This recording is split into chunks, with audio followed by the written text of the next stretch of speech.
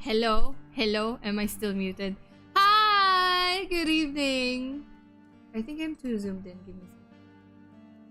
Too big. I'm too big. I'm too big. Wait, where am I? Here. Here I am.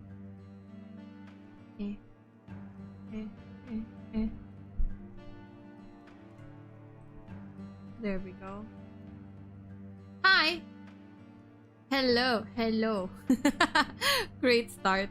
Yeah! Hi there, Spoon, Ace, and Daniel. How are you guys? How are you tonight? Where is my phone? Why do I always do this to myself? Okay. Hi, Christopher. How are you? Hello. Yes, so tonight we are going to continue our reaction stream for Warhammer 40k lore.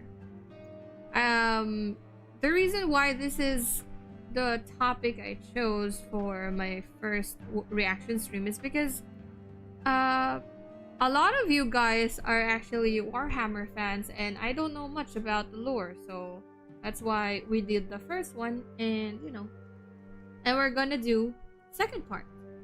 We're ready for you to drop some lore on us. Not me, the videos. I'm good. How are you doing? Okay, that's good to me. What makes you think that? That what? That you guys are Warhammer fans, or that I don't know much about the lore? I think I'm the one that isn't a 40k fan. Not the only one, Freeman, but there are some. There are some few strays here and there, but there are a lot of Warhammer 40k fans here. What makes me think that, Spoon? The channel. The Warhammer 40k lore channel in Discord makes me think that most of you are, because you guys know she's like a lot. That's why I only know what I look up when encountering stuff in video games, and I only started learning about Warhammer when I started streaming, because one of the first games that Manager Sun asked me to play is Dark Tide, which is a Warhammer game that boosted. And then after that, I played Space Marine. I believe after Space Marine, I played Shoot Us Blood and Teeth, and then Daka Squadron, Bolt Gun, but I didn't finish Bolt Gun, and then Space Marine 2. I tried playing Deathwing, but it doesn't work properly on our laptops. I think I just need to configure it a little bit. Also, Mama Elena is playing Dark Souls 2, so I might be distracted a bit. It's okay. Your Heretic Slaying and Dark Tide quotas have been low lately. I know. We're gonna play it. So I think that's the winning game in our members' gameplay.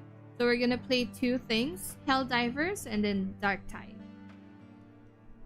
Hello there, Super. Yes, I'm a busy.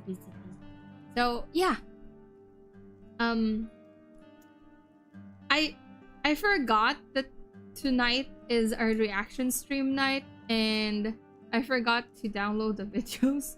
So I'm gonna do like 2 browser source, and then some short videos are prepared, because I don't know what's happening to my internet. It's not letting me download the videos as fast as it once was. But yeah. Oh, hello there, Joe Star. Long time no see. Yeah, it's detachable. See that? Ta-da! I also have claws. I don't know if you can see it here. There. Claws. Let's all smack the internet with a rock. Yeah. Smack it good. What else is detachable?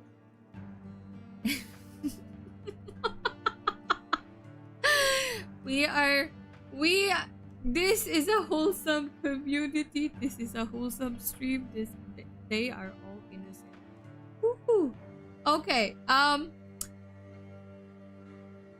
my hair is actually detachable. And the choker too. And the horn.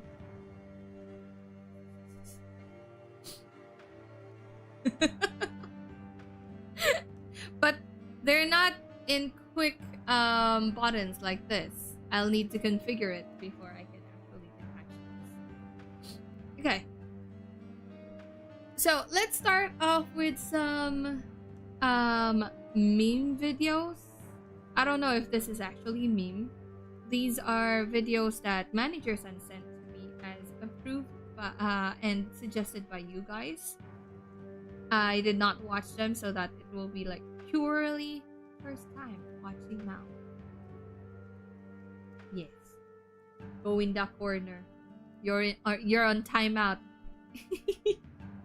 Face the wall. Alright, let's go here. For the KBGM there. Okay. Wait. Let's adjust this chat thing because it's so big. Like, let me just transform.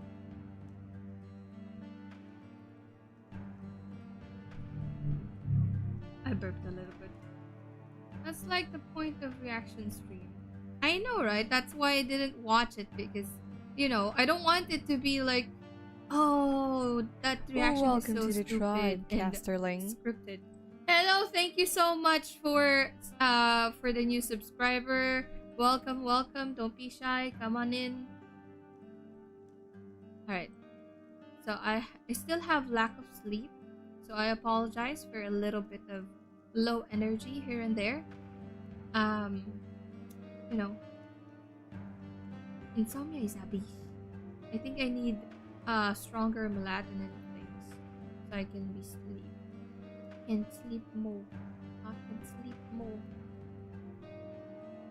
I think I only have like 3 hours of sleep right now because I was still awake at around 4:30, I think, and then I woke up at 7:30. Yippee! Okay, let's start with our first video. I don't know what this is.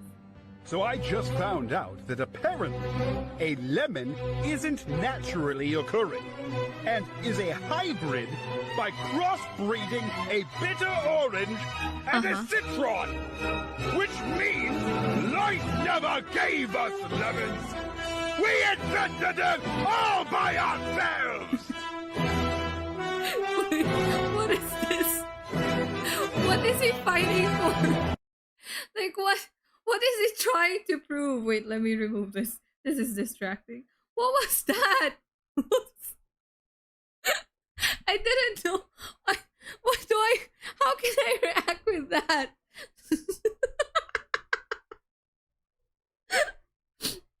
This is pretty much what E-Money believes. Okay. Humanity #1. Stinking kids. Humies! Gonna eat chips while doing this because what was that? Was that the lore? That was no lore! That was just lemons! Okay. Let's do this one time. Malcador, I got an idea. What's your idea, my friend? I want 20 sons. I don't think I heard you correctly. No, you did, Malcador. I want 20 sons. 20 sons? Right. So how will you go about this then? Well, obviously, we're going to create them in the lab. So you want me to create 20 sons with you in the lab? I don't think that's possible, mate. Why not? Well, for starters, I don't have a womb, and even if I did, I don't think I could handle giving birth to 20 children. Not like that, you pervert! Oh. Listen, Malcador, we're going to use some of my DNA to create super soldiers. Welcome, Okay. guys. And they will be the biggest men alive. Excuse me? Biggest All men. of them will be handsome. Is that necessary? Yes. I want 20 It's necessary that they are beautiful handsome. men. Then Hello just there, go Gradual clubbing. Orc, and hello, But Jay I want Reddish. big, powerful men. I want men so strong and powerful that they are considered handsome demigods by normal people. With you as their father. Yes, that's about the size of it. So can we do it? Sure, but please don't make them part vampire or part werewolf. But that sounds really Welcome cool. to the tribe, Casterling. And no Sounds really femboys. cool though. Welcome, One welcome. femboy. Why do you want a femboy? Why don't you want a femboy? Yeah, why don't you want a femboy? One femboy. Yes.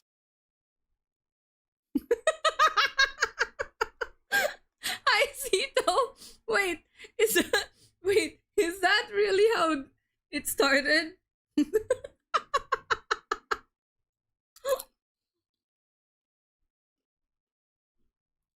We need one femboy.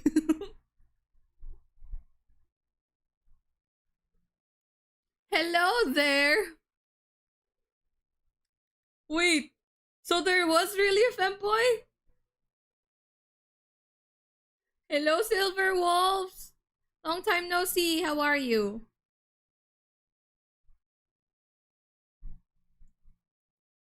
Wait, have fun figuring out which femboy. Okay, my sons can be whatever they want to be. That's the right answer right there. Good job, super good job. Hello, Julian. He needed them for gene seed, command armies, then rule after. Okay. And somehow that is canonically the worst decision any of them made. I don't want to know who the femboy is.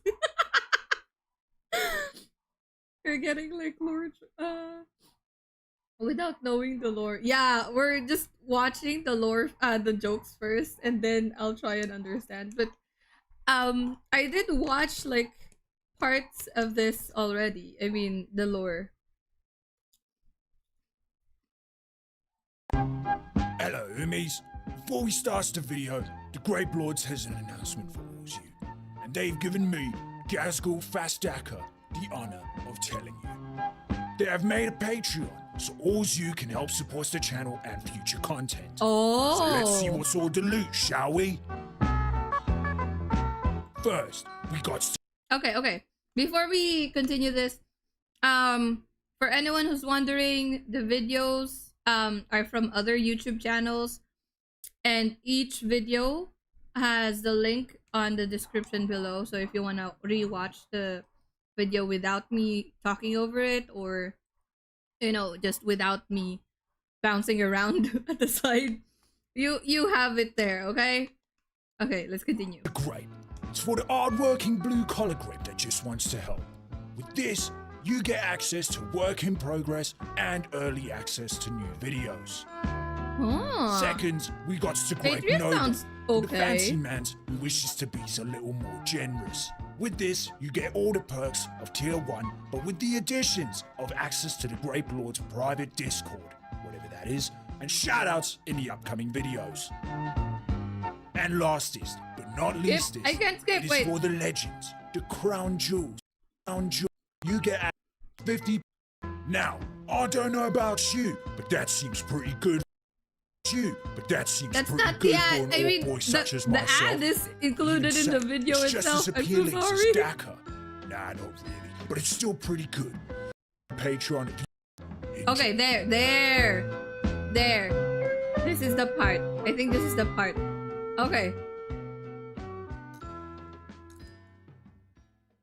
Hello, Saul.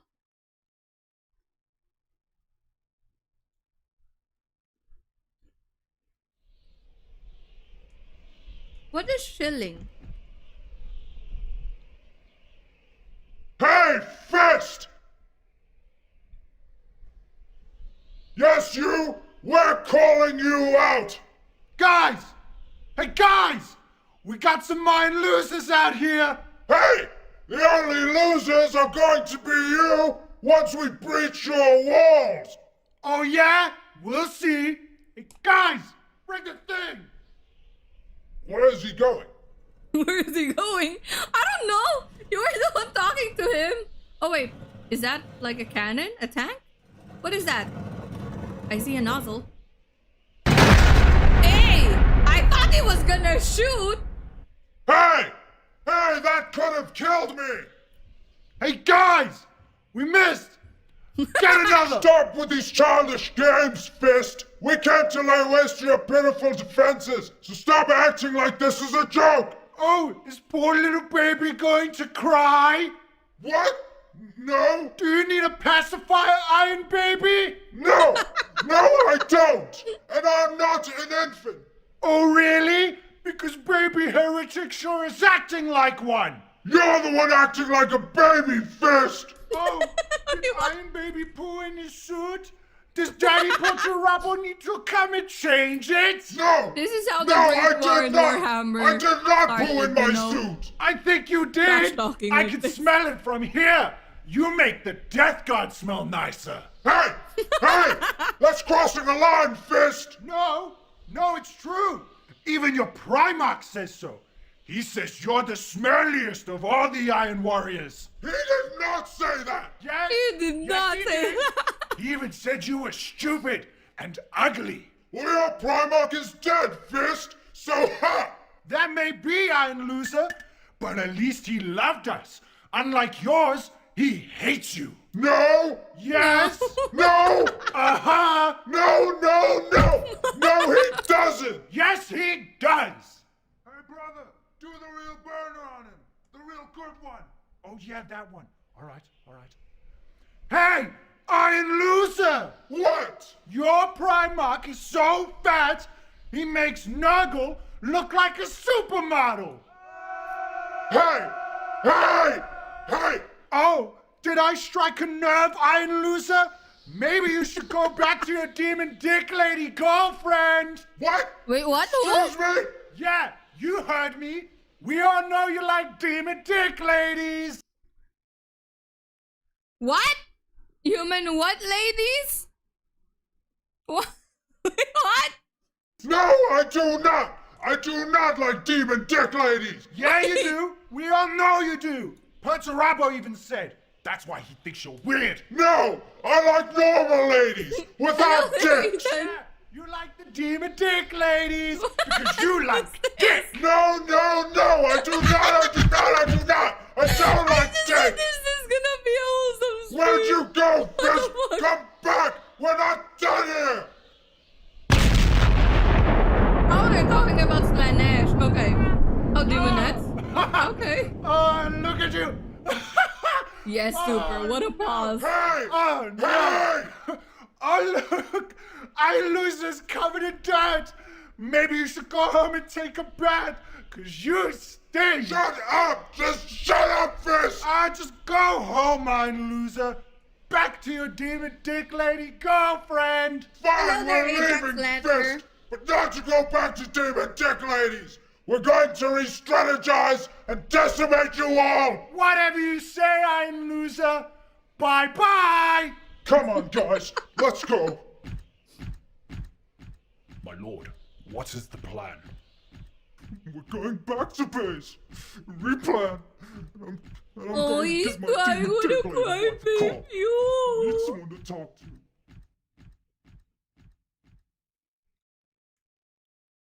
That's the end of the little quiet baby. Okay, you should check out the 9th edition trailer after this. Not as funny as the previous videos, but it's cool. Could you send the link to the Discord? Like, on the Discord server, post it on where? The 40k lore and rants. There should be a thread there. Could you post it there so we can all see? Okay.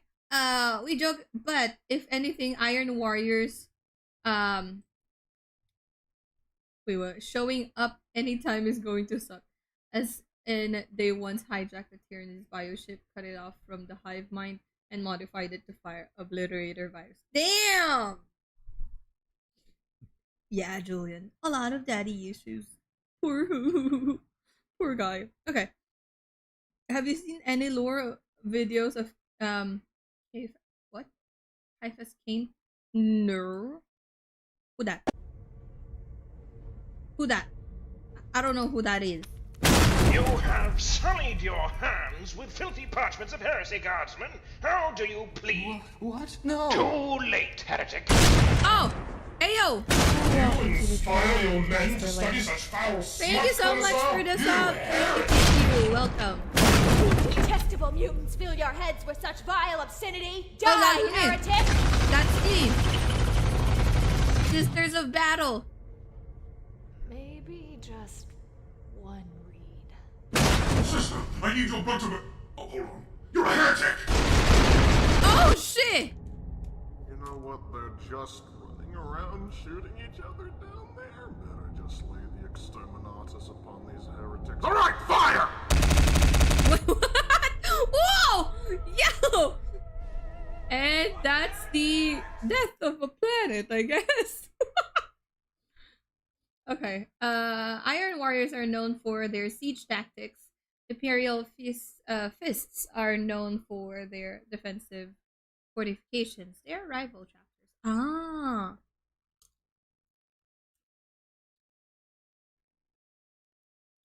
Okay. Wait up. Let me just make sure this is gonna play properly.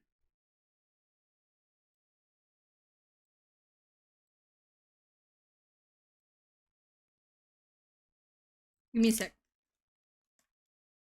Why is it not working? Oh my god.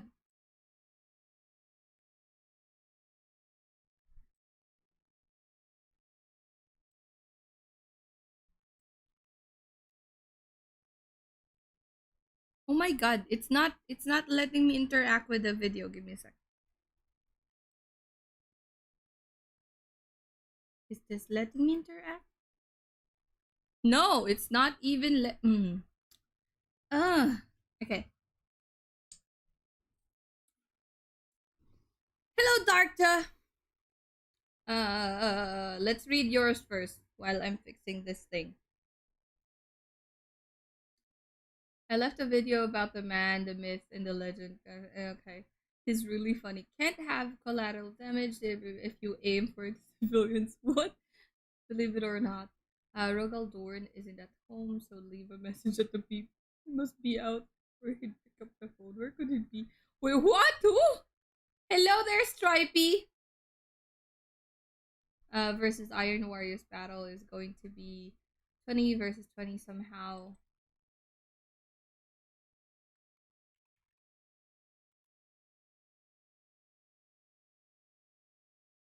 Okay. Give me a sec.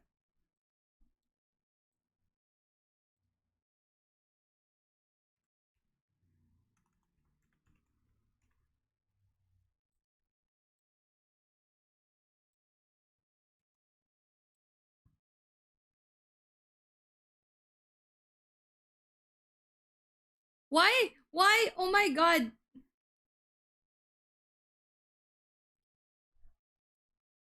Why is it not letting me interact with it?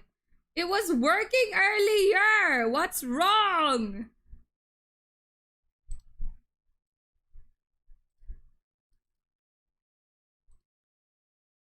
Give me a sec.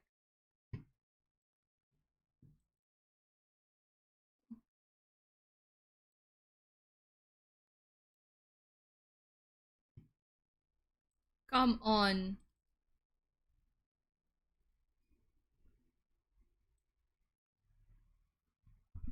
Wait, I'm doing like a browser source because it's not letting me download the video properly. So I did like, this is not okay. Why is it? It was working earlier.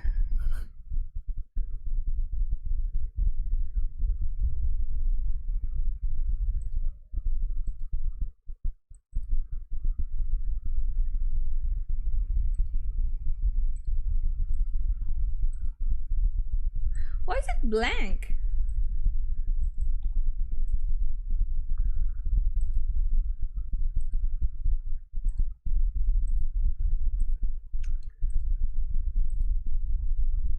Okay, give me a sec. I think hopefully this will work.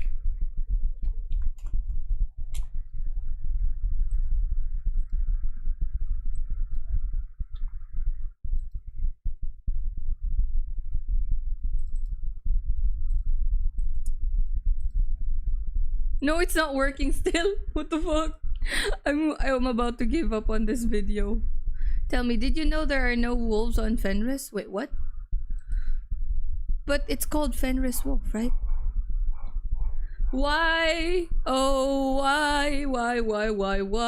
It's not even letting me finish the download and it's not working right now. Hello there! It's a Giga Chat. Azrael Vect is a Giga Chat and probably the best politician in 40k. Wait. The name you were using before was actually a 40k character, or what? Huh? Should I just do screen share? What the F? But screen share has ads.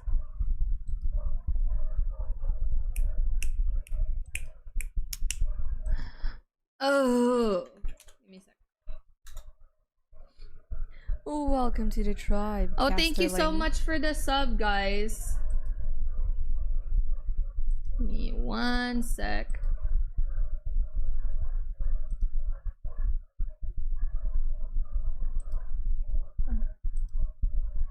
I guess this will be it.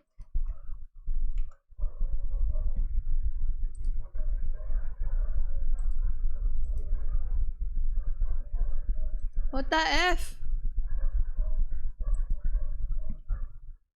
Ha ha ha ha ha. Arabian Nights.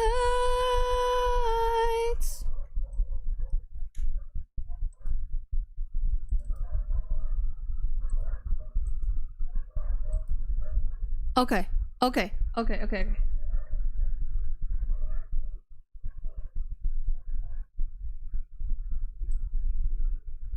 There. You watch YouTube with no ad block? That's like eating with no YouTube. Yes, I don't use ad block before.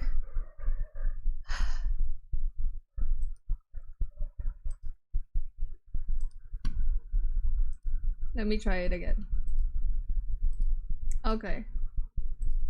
This should be fine. This should be fine.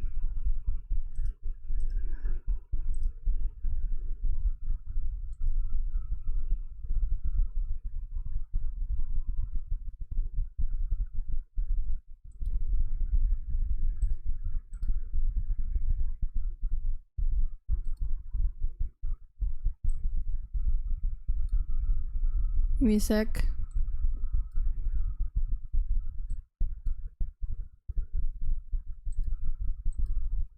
Okay, that's a little big.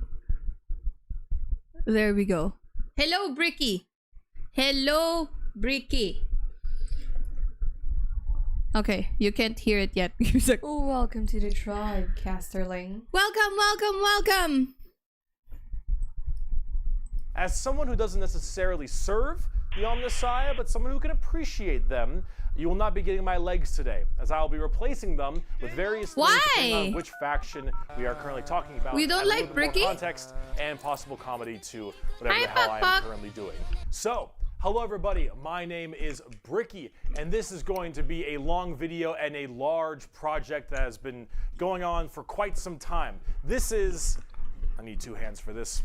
This is every single Warhammer 40k race in kind of a nutshell, explained, a little bit of explanation, a little bit of lore, a little bit of talking about the tabletop, mostly lore, what they're all about, and also a little bit of background for those of you who just have no clue what Warhammer 40,000 is. Now you see, Warhammer and Warhammer 40,000 is a universe people hear plenty of, but don't know a whole lot about. They see, oh, there's these dudes in big power armor with chainsaw swords, and they got these big old green orcs, and there's some bugs over there, and everyone calls these guys weebs. And then there's these spiky bitches do you over like here. Ajax I don't or get Lancer it. I don't or understand. Ajax Where do I start? Hello there, Lol Chaos. Particularly for you, 13. or for those of you who have a little bit of knowledge, but kind of curious about each of the different races and You're factions another Dark in Eldar? Warhammer. So overall, the Warhammer universe is vast when it comes to lore and background, and each different faction is so different with the things that they believe in, and some are human, some are transhuman, like where they all have all these crazy ass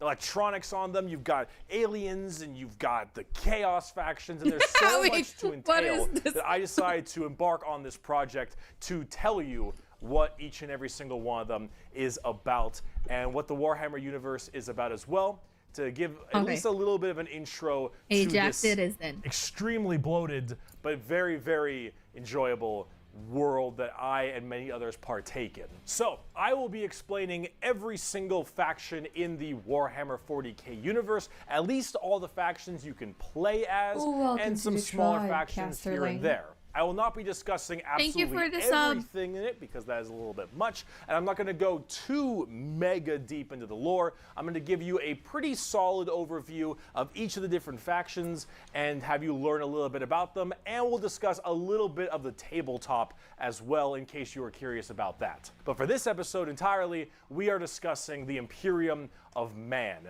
because that takes up a fat chunk of Warhammer lore. Oh, boo-hoo! How long What is this? is Warhammer 40,000? Well, the 40,000 starts off is the year 40,000. The 41st millennium, that's where it takes place, is in the year 40,000, 41,000 AD.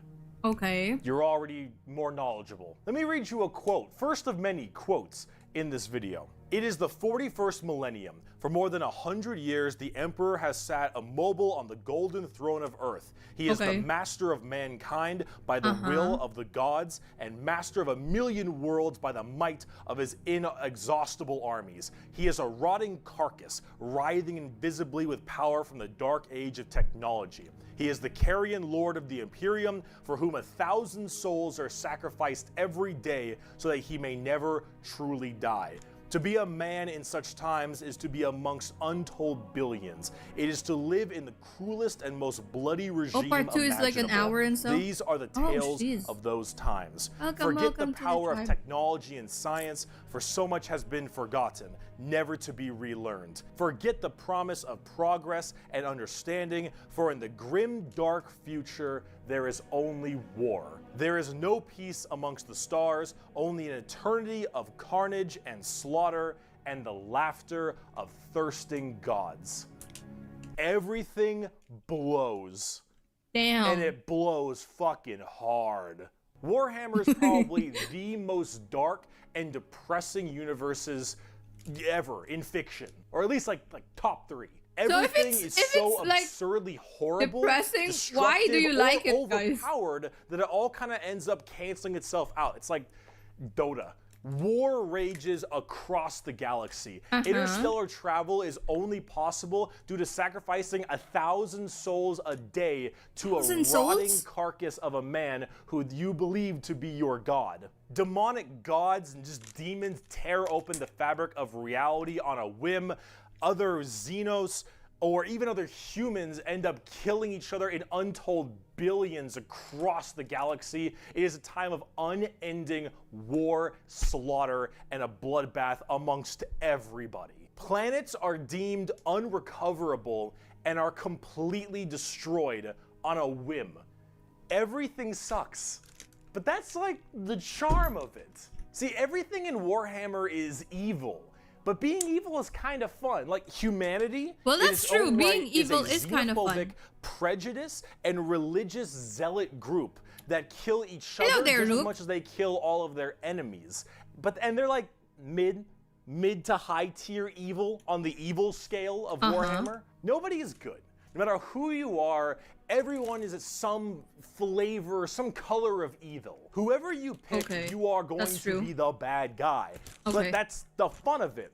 Because being the bad guy is badass. Villains are cool.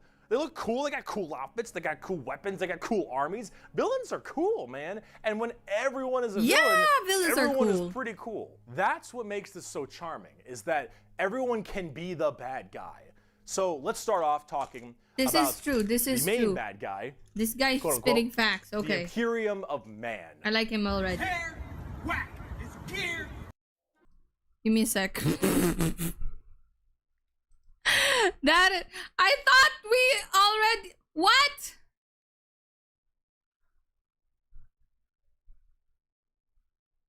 I thought we already like. What the fuck?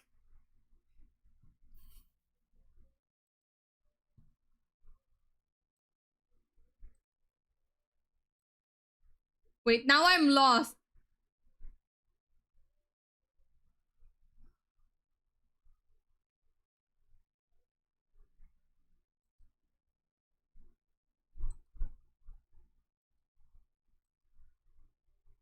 Okay, okay. I think I turned it on completely now.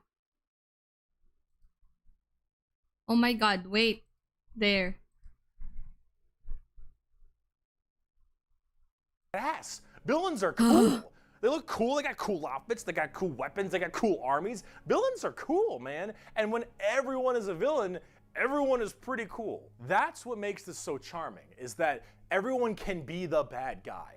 So let's start off talking Hello there, about Robert. the main bad guy, quote unquote, the Imperium of Man.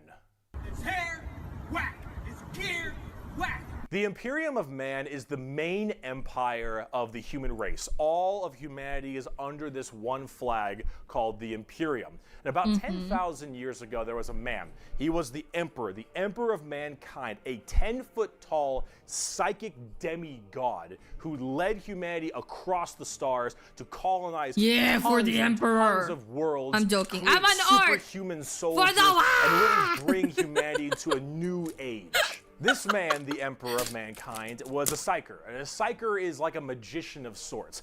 In the world of 40k, there is the warp, the immaterium, kind of like hell, but sort of like a purgatory dimension Not all of humanity. hell. And a psyker is someone who can take that power and manifest it through their mind to use it to do stuff, like witchcraft stuff, magicians. Wait, what are we talking about here? I'm so lost. Okay. Taoist good guys, but they are communists. Wait, what? Who? Farsight Enclaves is falling to corn. Are actually just straight up good guys, really?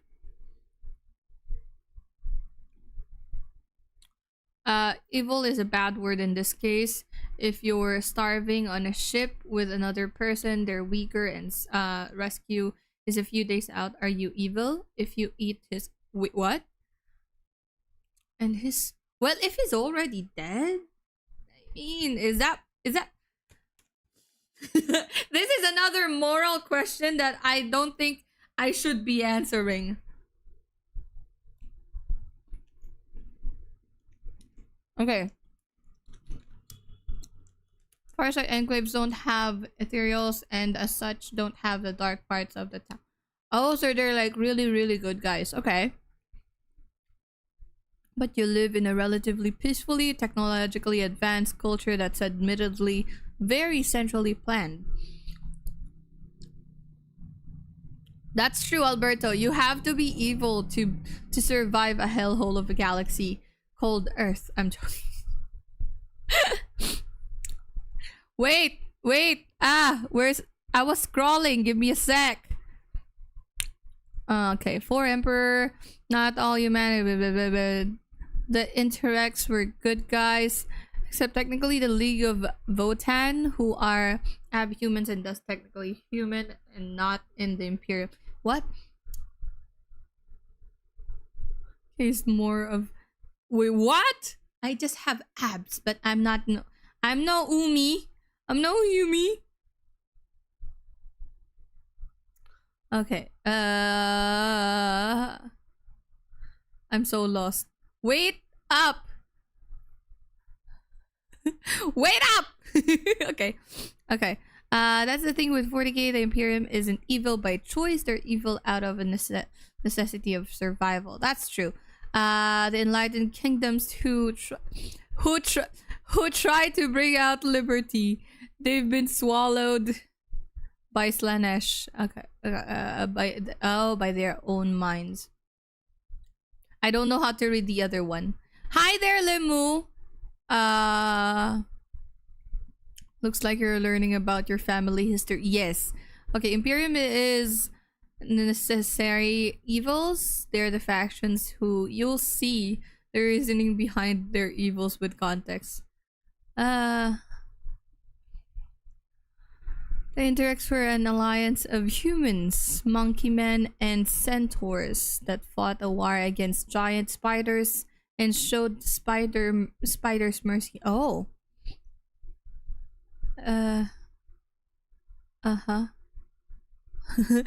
I'm gonna watch it. I'm gonna watch it. I'm at the end. Okay, okay.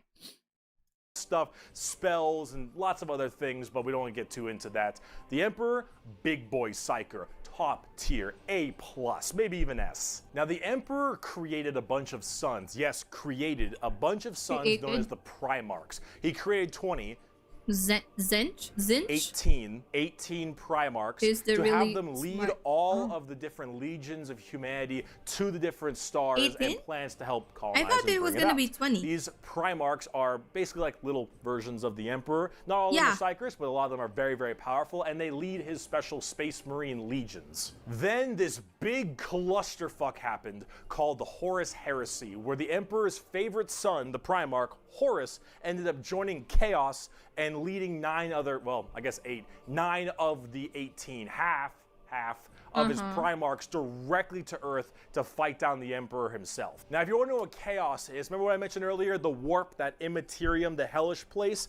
In there relies the 4 Chaos gods. Imagine like Satan and 3 other Satans. The warp being kind of evil, those Satans. Chaos gods, that's the reason.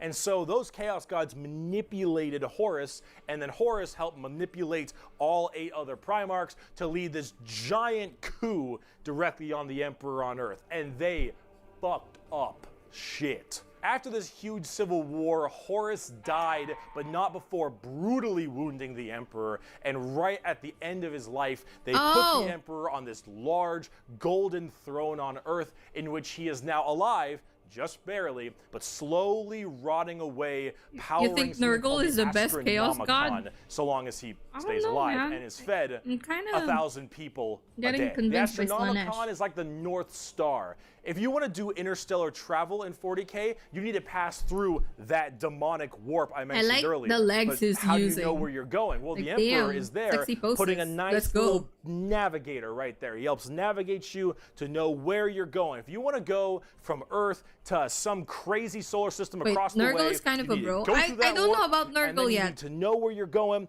Go through there and pop your way out. It's like doing nether travel in Minecraft, so you can shorten the distance between going to areas. So long as the Emperor is alive and being fed 1,000 people a day to stay alive, you can do that. The moment he dies, interstellar travel's gone for all of humanity. You're so boned. Now, since the Horus Heresy 10,000 years ago, the Imperium has fallen from grace substantially. All technology has started to dwindle and die. Well, that's true, there is now giant fundamental religious extremists that now believe the Emperor of Mankind was a deity, a true living god, which is probably the last thing the Emperor would have wanted to be remembered Why would for. you think? So now you have this thing called the Ecclesiarchy, which is this giant church entirely Slanesh because that's the only one I know so far. Hello there, Shadow. Thank you so much for the sub. God, the God Emperor of mankind, and all of the Imperium has taken up worshipping him to the fullest extent and killing anything that isn't humanity in his name. The Imperium has this futuristic gothic tone to it and a hefty religious zealotry to them. If you think anything against the Emperor, that's heresy and you deserve to die. That is called being a heretic.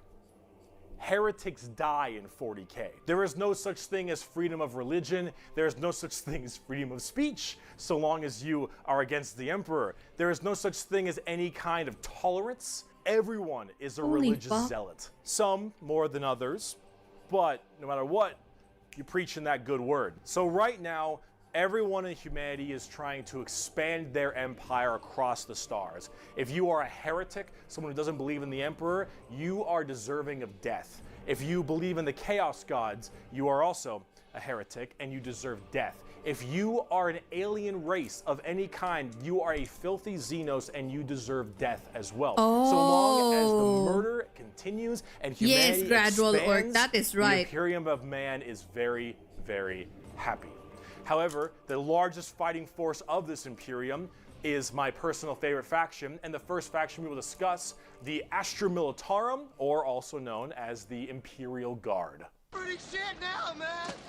Imperial Guards are the weak The ones, right? Imperial The Guard is the dispensable main ones. fighting force of the Imperium, and in a world of horrifying creatures, galactic monstrosities, the 1d4 literal chance spell. demons Wait, really, themselves William? breaking through the fabric of time to kill you, the Imperial Guard are untold billions of regular men and women wearing modern day like flak armor with a laser rifle. This is the humble las gun, the main weapon of the Imperial Guard. It fires superheated plasma lasers at an extremely fast fire rate. It is reliable, never jams. It can blow off limbs, giant holes in concrete.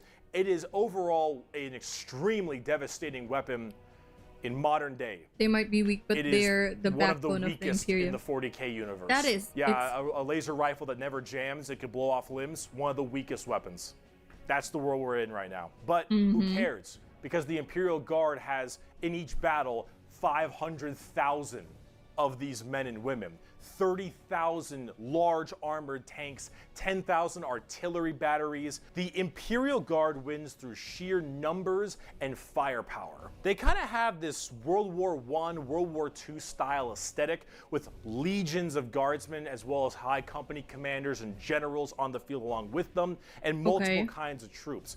A normal Imperial Guard battle starts off with artillery, long lines of artillery, cracking the crust of the planet underneath the enemy's feet.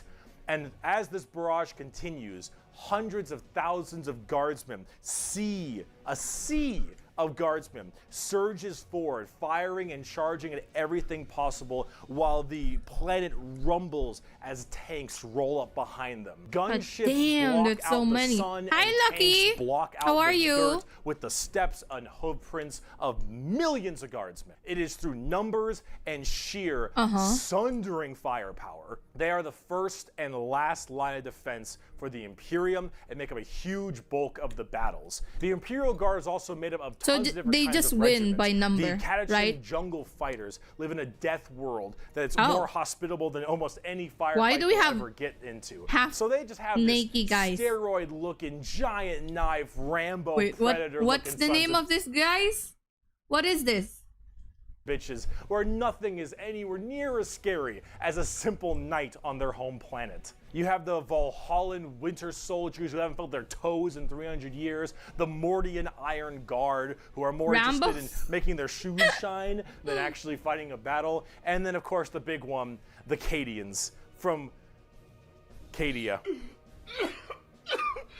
The biggest export of guardsmen in the entirety of the Imperium. You will fire your first gun at 5. You will disassemble and reassemble it at 10. You will have pounding artillery drills day in and day out at 15. And you'll fight your first Swarm Lord at 16.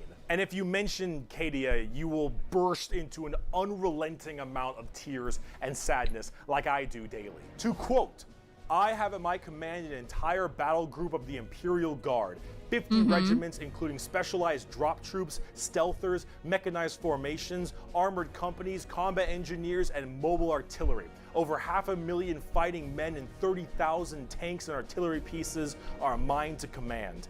Emperor, show mercy to the fool that stands against me, for I shall not. The Imperial Guard are my personal favorite faction in 40k. Yes. They're the army I collect the most, the ones I enjoy playing the most, and the one I enjoy in the lore sense a lot. There's something about just a regular man with a laser rifle being told to charge the horrors of this universe and willingly doing so for his god emperor. It's just poetic. They actually represent it is poetic, but also wait. So in this like hundreds, thousands of years, no one actually has spoken to the emperor again yet, right? Because he's basically like a carcass. No one knows if he's still really alive or just like a vegetative state or something, right? Am I right? Hello.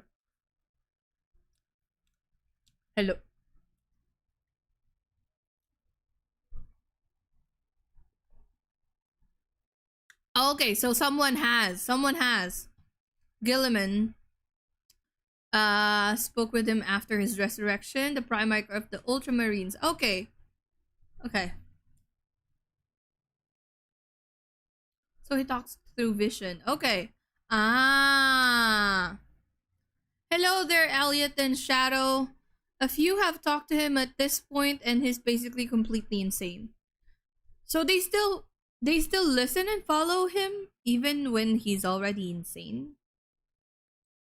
Pretty well. Large amounts of artillery that doesn't require a line of sight, lots of tanks, tons of infantry, drop troops, and gunships. Overall, they're pretty similar to how they sound, though a little bit expensive to collect, unfortunately. And they don't hit a lot. They have a bit of a bad aim, but you don't really care because you're just drowning them in shots. However, if you want more accurate fire and specialization, we can move on to talk about Spitz. Oh, he's not insane. Okay. The Angels of Death are up next. Space Marines are genetically engineered super soldiers and superhumans. They're given extra organs, their skin tissue is toughened, their bones are stronger, they're taller than the average person. They're pretty massive people, and these are the specialized super soldiers that carry out a lot of the more specific tasks for the Imperium. And there's tons of legions of them. In fact, there's one per Primarch. Each Primarch, the Emperor's son, as I mentioned before, oversees their legion of Space Marines. The genetic upgrade they get is based on the genes of said Primarch. It's something called a gene seed. That's what brings them up to this like superhuman level. As stated, each Primarch has their own legion. Robot Girly Man has the Ultramarines, Jagatai Khan has the White Scars, Rogel Dorn has the Imperial Fists, Corvus Corax has the Raven Guard, and there's a whole bunch of other side sections that are also extremely interesting and have a little bit more of a twist on the average Space Marines, which we will discuss in a bit. Humorously enough, I don't have a whole lot. Okay. So, one quick question. How do you become a Space Marine? Like, were you chosen at birth? Like, they said, in the video, it said, they were given, like, the gene seed, right? For, like, the perks of that same thing. Or, like, how are they made? Is it almost like Imperial Guards volunteering, okay, experiment on me, I'll be a Space Marine? Or they are made completely out of nothing? You're recruited as a child, and if you survive the trials, you go through rigorous genetic modifications. Okay, there. They volunteer? Oh, it's different per chapter. Okay, you get picked at a young age, then go. Okay, don't be too excited. Okay, the death rate of the filtering process is massive. Oh. A lot to say about Space Marines. They're superhumanly fast. In fact, it's been said that nothing that large should move that quick. I'll call you These men in power armor moving at blazing fast speeds. Their reflexes are faster. Their skin is tougher. They are overall just extremely powerful soldiers. In fact, some dry, very dry biscuits. Hello there, Northern Peace. Space Marine Legion we're talking about. For instance, the Ultramarines done by Robot Girliman and Professor Garton are the main blue boys. Strong in almost every way. The jack of all trades kind of group that are a little bit too strong, and that's a lore problem, but okay. Wait up. So this is Space Marine 1 game. Let's read them all again. Some volunteer, but some might not have a choice. You might be chosen because you're a part of a gang that survived a gang war in a hive city. Okay. Basically, you are selected from Terra, or the planet where the Primarch stayed his whole childhood, sometimes even without their consent. Boys are selected via trials. You get vivisected to get the gene seed. Okay.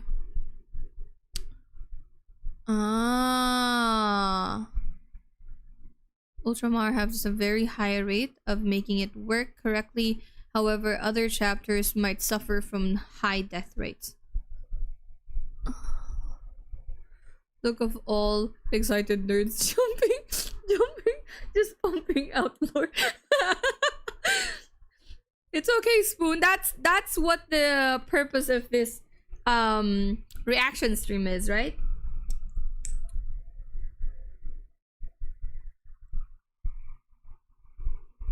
Okay. Okay.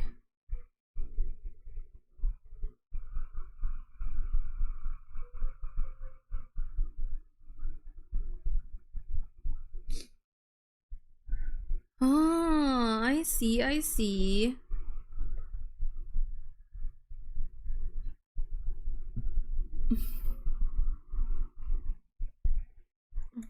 Haven't touched a boob in a year, but Lord knows I could talk about 44 hours. What?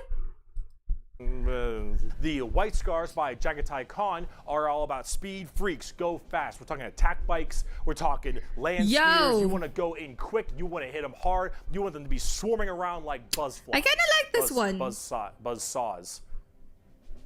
With the speed of buzzsaws. Fuck you, Pale King. Salamanders love fire. Fire in the forge. What was that about? Flamers, melta-guns, multi-meltas. Just so long as something can be burning, that's big. And they're also actually some of the nicest. Oh, I still have some salamander minis I haven't painted. Holier than thou thing because of their genetic strength. Look up the White Scars Primarch. You would love him. He's the king of one-liners. His words are sharper than his sword. They're also all black. Okay, okay. Not like just regular black, like 2 a.m. Chat remembers White Scar Primarch on screen or off screen dead. Dark, ashy exterior and blazing red eyes. Wait, apparently something about what are living these? on their home planet of Nocturne, which I don't know if that makes much sense, but who cares? This is like fantasy land anyway. Overall, salamanders are actually one of my personal favorite they're still salamanders. Okay. They're just really cool. They're White fun Scar to Primarch play is as, unknown. flavor weapons, and they have a nice, like, more heartwarming lore, as opposed to being super evil like everyone else is. Oh my god, we're not even a quarter of the way through the Space Marine Legions. Imperial Fists believe in the power of the siege and defensive positions. Raven Guards, master of stealth and sabotage while having bird helmets. Iron Hands, masters bird of machines helmets. and vehicles while being really goddamn good at being sold on eBay after one nerf. Space Wolves of Vikings and wolves and tons of wolves and axes, battle axes, fur everywhere. Space Wolves, angry, big teeth, Blood Angels, the genetic defect to make them want to drink blood and go crazy, called the Red Thirst. They have Cupid wings and stuff, which is a little bit strange, and they are all super gay for Sanguinius. Dark Angels are old. What do you mean super gay for Sanguinius? What? Can someone explain that, please?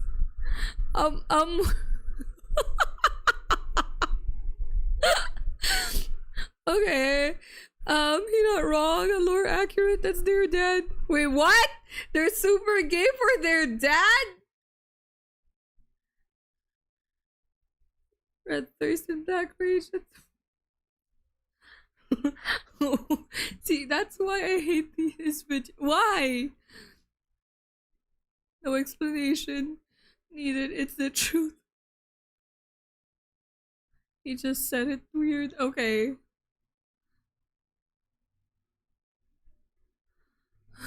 Oh, welcome to the tribe, Casterling. Welcome. Thank you so much for the sub. School Knights and Inner Circle theme and... I was just... Are you a heretic? Me? No, never. Once in a blue moon, I know. Death Watch, a fancy anti-Xenos group that nobody plays because Death Watch, and they look cool though, but no one plays them. I don't know about Death Watch. They're there though. Black Templars, for the people who, if you haven't prayed at least 3 times a day, you're gonna start praying out that airlock. And I'm sure there's some other chapters I may have missed as well, like Crimson Fists and stuff, but those are the main ones right here. Here, quote from the Emperor himself. They shall be my finest warriors, these men who give of themselves to me. Like clay I shall mold them, and in the furnace of war I shall forge them. They shall be of iron will and steely sinew. In great armor I shall clad them, and with the mightiest weapons shall they be armed. They will be untouched by plague or disease, no sickness shall blight them. They shall have such tactics, strategies, and machines that no foe will best them in battle. They are my bulwark against the terror. They are my defenders of humanity. They are my space marines, and they shall know no and sheer sundering firepower. Struggle is real. And last line of defense for the Imperium and make up a huge bulk of the battles. The Imperial Guard is also made up of tons of different kinds of regiments. The Catachin jungle I put in the ad blockers. It's still more hospitable going through. Than almost any firefight what the hell you'll was ever that? Get into. So they just have this steroid-looking, I'm on giant like knife, Microsoft Rambo Edge. Predator-looking sons of bitches, where nothing is anywhere near as scary as a simple knife. I have on their my home ad planet. tracker on, You but have the it's not Valhallan working. Winter I Soldiers think. who haven't felt their toes in 300 years. The Mordian Iron Guard who are more interested in making their shoes shine than actually fighting a battle. And then, of course, the big one, the Cadians from Cadia. The Wait, biggest did we go through? export of Did we go guardsmen back? in the entirety of the Imperium? You will fire your first gun at 5. You will disassemble and Holy fuck, we went back. and on the tabletop, they fuck. Oh, they fuck hard. Touched by plague or There. disease, no sickness shall blight them. They shall have such tactics, strategies, and machines that no foe will Oh my best them in God, battle. They are my YouTube. bulwark Oh my against the God. terror. They are my defenders What- of humanity. what is wrong with they are you my today? Space Marines, and they shall know no fear. And on the tabletop, they fuck. Oh, they fuck hard. As of making this video, Space Marines are laughably strong. That might change at some point, but overall, Space Marines just have it's like a Swiss Army knife, a tool for anything you need, except it's like a gold-plated Swiss Army knife. It is extremely strong. If you are actually getting into the tabletop of Warhammer, Space Marines are a great start. Also, whatever gameplay style you have, whether you want to be sit back with long range and heavy weaponry, go fast and run in, or even just full melee, all of these options are totally there for you. Space Marines are super badass, but unfortunately, it's time we start praying to our new god, the 2011 Honda Civic. So is it any wonder people are afraid of technology? Technology! The Adeptus Mechanicus. The Adeptus Mechanicus are a technophile cult on Mars. Now, these people are a little bit weird because they don't actually really believe in the Emperor of Mankind. And you might think, oh, whoa, Berkey, that sounds like some heresy. A little bit. They believe in the Emperor, they believe in his power, but they don't pray to him. They pray to something called the Omnissiah. And the Omnissiah is this kind of machine god that they believe permeates in all machines. And if you think, well, Right, wait a Kay? minute, Right? they believe in a different god as well? That sounds like super heresy. Well, yes-ish, but they also make all your guns, and they make all your tanks, and they make everything that you have. So you can't really tell them to fuck off.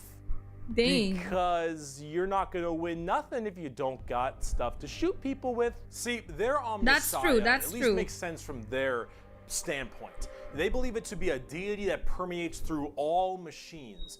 Your Honda Civic, your standard bolt gun, your Dune Strider Walker, your giant mechs, your huge ships. The Omnissiah is present through all. And the only reason your stuff works is because the machine's spirit in it says it works. If you want your gun to work, your tank to run, you must pray to it. And I mean full stop. You need to start chanting in high Gothic. You need to Also burn makes your toaster incense. toast. You need to Damn. sit on your knees and pray to that car. You need to rub oil on your robes, and you need to go ahomina, homina, homina, homina, homina, homina. Full stop. If you want your damn thing to work, if you want your gun to fire, you need to do that. They are very bizarre. Machine and they spirit actually equals have a bit of AI a artist. point, because it's obviously working. And if you look at them, I don't know how that works. So they obviously know something about what they're doing. The most notable member of the Adeptus Mechanicus is Archmagos, whatever, Belisarius Call. Look at this dude. Look at this dude. Yeah. This is the group we're talking about. These are these weirdos. Here, the Omnissian Creed. The credo, Omnissiah.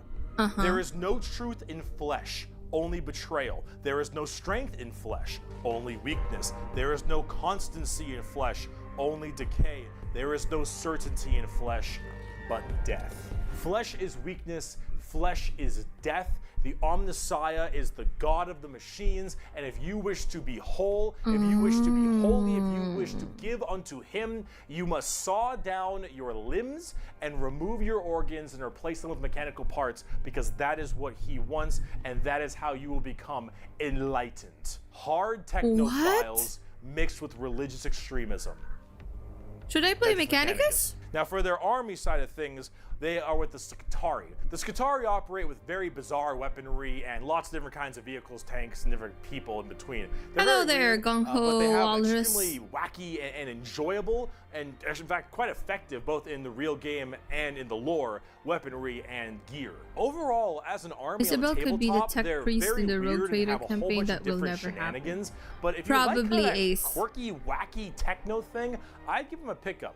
Hell, Wait, is Rogue Trader multiplayer? They're so paranoid and crazy. These Doomstriders you see right here, one guy was able to make them work. One guy, and he died. And they're so scared they'll never work again that they keep them on and they never turn them off, and they run around in a circle the whole time until they need them, and then they corral it and they go into battle. Wait, what? Yep. The Adeptus mechanicus. Now, if you want to talk about faith, though, let's talk about the Sisters of Battle. Yeah! The simp has fallen for an e-girl in Lego City. The Sisters of Battle of the Adeptus Sororitas, if that's how I pronounce it correctly, is an all-female group of battle sisters going through the ecclesiarchy section of the Imperium. The ecclesiarchy is, of course, the church. This is, imagine a private army of the church, which is scary. And it is. The Sisters are an extremely zealotous force, and they take this to a full extreme. They believe in three main things: faith, martyrdom, and fire. Through the bolter, the flamer, and the Look melta, at his legs. the Sisters of Battle are extremely potent at taking out chaos and heretics. Mainly heretics, because as they are a fighting section of the ecclesiarchy church, that's the big thing they want to kill. Any form of heretic will face the Emperor's justice through those three main weapons: the bolter, the flamer, and the melta, and they will do so with extreme prejudice. Literally. They are the closest things we have to nuns in space, and I'm talking hardcore nuns. They carry holy fire on their backs. They have holy books and sigils all across their armor. Their main battle tank is a fucking pipe organ missile launcher. They have small babies that they have removed their brain capacity to make them little servant cherubs to fly around and give them ammunition and shit. They removed the brains of drop babies? Churches from low orbit as mini drop pods onto battles. They drop churches into battles, and they drop churches? war hymns and holy music from their frigates in low atmosphere and shower holy water across the battlefield. These are the people you are dealing with, and they're fucking awesome. Yes, they are. Stave off demons on the tabletop because their faith is that strong. Remember the warp, the demons from the warp? Well, the warp also manifests in your born mind. babies, All of your borderline brain dead. emotions, negative and positive, go through the warp. It's the Imperium, the place of all things. So if you are that mentally fortified, that mentally strong, you can stave off horrifying demons. And all these girls, oh, not a crack. Not a crack in that mental armor. Now, as much as a meme as they are, and as much as their models look a lot like Ongo Gabloglian, yeah. What? Which I can't unsee anymore. I gotta say, I love their design. I think they're extremely cool. They're another army that I'm currently collecting. They just released a whole new line of figures I want this. and they look wonderful. Everything they are wonderful. From Celestine, the living, literally undying saint from the triumph of Saint Catherine, which is literally a funeral. What, Ace? What are you trying to prove? The Sisters of Battle were originally concepted to prevent the priesthood from having a crusading army and causing mass civil wars. They're not fighting men, they're women, so... Wait, what? Go pick some up, K. Next mini paint stream. Well, since you mentioned it, let's put this back. Let's put this back. Ooh.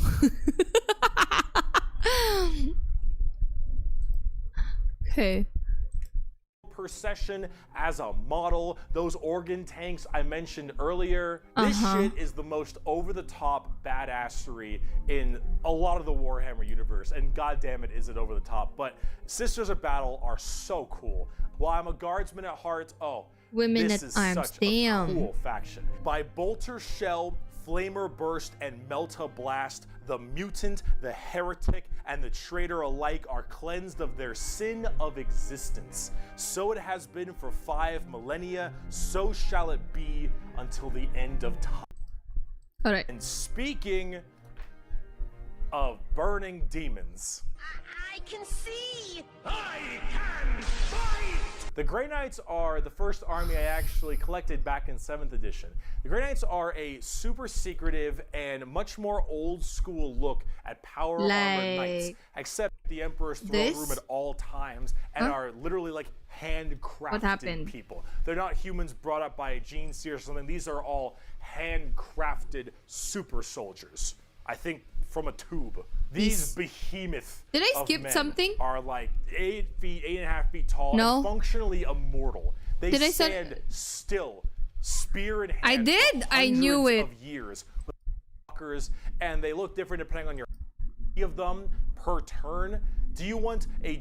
Oh Lord, he comes! There. Do you like gigantic walkers the size of homes or medium-sized buildings? Do you want to kill heretics, but you want to kill like 40 of them farther per back? turn?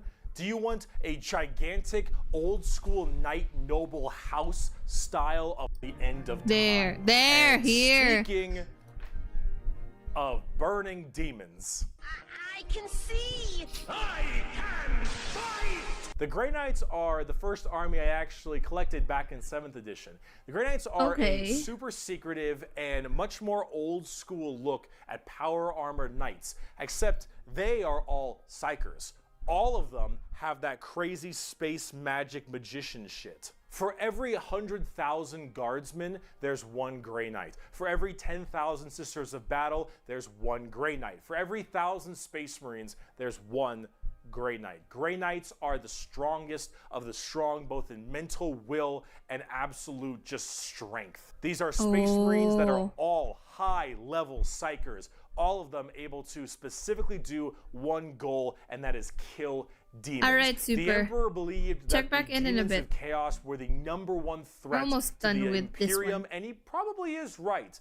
However, Like 20 this minutes. group is entirely based on doing that through a myriad of tactics. Coming from the planet, or I guess the moon, of Titan in the Sol system, the Grey Knights are thrown through extremely rigorous training and are as clear of mind and soul as they possibly can be. Since the demons of the warp are the warp and your mind projects to the warp, people can go insane. Are we allowed to very hate the fast, factions we especially hate? lower Wait, level why? psychers. These Grey Knights need to be able to harness the warp Because if in so, the presence of demons and stay perfectly Why? sane. One of their characters, one of my favorite characters, is named Castellan Crow. He has a demon blade, the black blade of Mahamahama, and he has to have it on him because it tempts everyone nearby, constantly beckoning them. Use my power, use my strength, suck my penis, whatever the possibility. And so he has to keep it. We need to keep this PG, all bro. the time, as this thing whispers to him consistently, and he has to stave it off forever, being alone in his chambers or on the battlefield, because anyone who gets too close to it might be tempted a little too hard. He is that pure of heart and mind, and all the characters in the Grey Knights are basically like that. The only issue is that the Grey Knights have a scorched earth policy, more ways than one. If they're fighting demons, demons corrupt and make people crazy. So if I'm a guardsman and I'm fighting demons, and the Grey Knights arrive and they kill all the demons. Oh, I watched that. I'm a risk. And so guess who's not making it out of there? On the tabletop, they're very strike fast, strike hard kind of people. They teleport all around the place. They are fast strike groups, small amounts of models because they're so dang strong. You only have so many characters, but with it, you get in there, you're very tough, very tanky, you hit really hard, and you try to bounce around the battlefield quickly, but you don't have numbers, and so every dead Grey Knight hits really damn hard. They're fun though if you like that kind of. We haven't gotten to the orcs yet, but go ahead and post the video on the Discord server in Warhammer 40k lore and rants. I am the hammer. I am the mail about his fist. I am the spear in his hand. Though we are lost, I am the shield on his arm. I am the flight of his arrows. I am the hammer. I am the sword. So much I am the Slaanesh, shield. no? I am a soldier at the battle at the end of time. Grey Knights are pretty hardcore. They are as holy as you can get for a Space Marine. If you like Space Marines and you want to, you know that they're holy enough, you want to be holier, Grey Knights. Now, if you want to be holier and big, let's talk Imperial Knights. Oh, Lord, he coming! Do you like gigantic walkers the size of homes or medium-sized buildings? Do you want to kill heretics, but you want to kill like 40 of them per turn? Do you want a gigantic old-school knight noble house style of walkers? Because I somehow know Slaanesh now, but Imperial Knights. you know. Imperial Knights, it's not a whole lot to talk about them because they're just gigantic walkers, but they have this old school like house feel to them, like literally like they're houses. Each Imperial Knight comes from a house, and each of them act in their own special way. These behemoth of walkers also destroy almost everything in their path, killing full swaths of squads in a couple shots, stepping on legions of troops. Like, these things do not mess around, and they look so cool. Imperial Knights and Chaos Knights, actually, for that matter, don't have a whole lot to discuss. They're just super big, heavy walkers, and they look different depending on your house or chaos god you currently believe in. And overall, these things are just really cool if you want to murder everything in your path. They're the big, scary, big unit of Warhammer, and if you want to collect them, go to town. They make for a great painting project, too. Getting more back down to earth, let's talk something about a little bit different, a little more gold. Ooh. If guardsmen are regular soldiers, Space Marines are super soldiers, Grey Knights are super soldiers, the Adeptus Custodes are super soldiers cubed. The Adeptus Custodes are the third major army I own. I know, 3 armies. I know, I got carried away, okay, but that's all. I only have 3, okay? They are our final brand of Space Marines, but these ones are super special, okay? Why? If a guardsman is 6 foot, a Space Marine is 7 feet, a custodian is 8 feet. These are the giant defenders of Holy Terra, which is also Earth. Earth is Terra, themselves. These are the people that literally guard the Emperor's throne room, hence Custodes. These boys protect the Emperor's throne room at all times and are literally like handcrafted people. They're not humans brought up by a gene seer or something. These are all handcrafted super soldiers. I think from a tube. These behemoth of men are like 8 feet, 8.5 feet tall, and functionally immortal. That's so tall! They stand still, spear in hand, for hundreds of years without the need to sleep and barely even the need to eat, watching over the throne room and every other area of Holy Terra for their entire purpose in life. And oh my lord, are they terrifying. These custodians put Space Marines to shame. If you liked your super soldiers, these are your super mega soldiers. One of these men can take on probably 3 Space Marines and most likely win. There are many different groups of custodians as well, like the Solar Watch, or there's also one of my personal favorite, the Aquilin Shield. The Aquilin Shield go out to seemingly unimportant individuals and protect them. They believe that they are going to be Marvin, doing something very I'm trying to important in their study. lives. For instance, let's say a regular guardsman Don't give me an exam, okay? 8.5 foot tall golden god, because that guardsman I have will short-term end up memory. becoming a general one day or something I need of to that nature. rewatch The this later custodians again. work in mysterious ways and are almost always outnumbered, but never outmatched. These people are pretty horrifying, Thank you, both on the Spoon. tabletop as well as in the lore. There are very few of them, however, and there's actually an extremely small amount of them. But Where that's would you kind of want the point. video There's link? only so many of these people that can have in the more gear server, this Warhammer strong, 40k weapons this lore powerful, and rants. training this good, and the custodians have all 3 of it. For 100 years, homework. I stood my watch amidst the somber shadows of the Sanctum Imperialis. I was still as a statue, but always ready, always attuned to dangers unseen. Days, months, years passed by in a frenzied blur beyond those walls, yet within, little moved and nothing changed. For 100 years, I did not but wait. Yet had any threat appeared, I would have struck it down in a heartbeat. For 100 years, I stood my watch, and as it ends, I can tell you this: patience is a weapon. The custodians are the top dogs of the Imperium, and they hurt just that same way. Though I do want to discuss make sure to react on the rules so you can see all of the channels. The Sisters Okay. of Silence, I also have Read a the few rules. of, and they're really fun, but they don't get enough attention.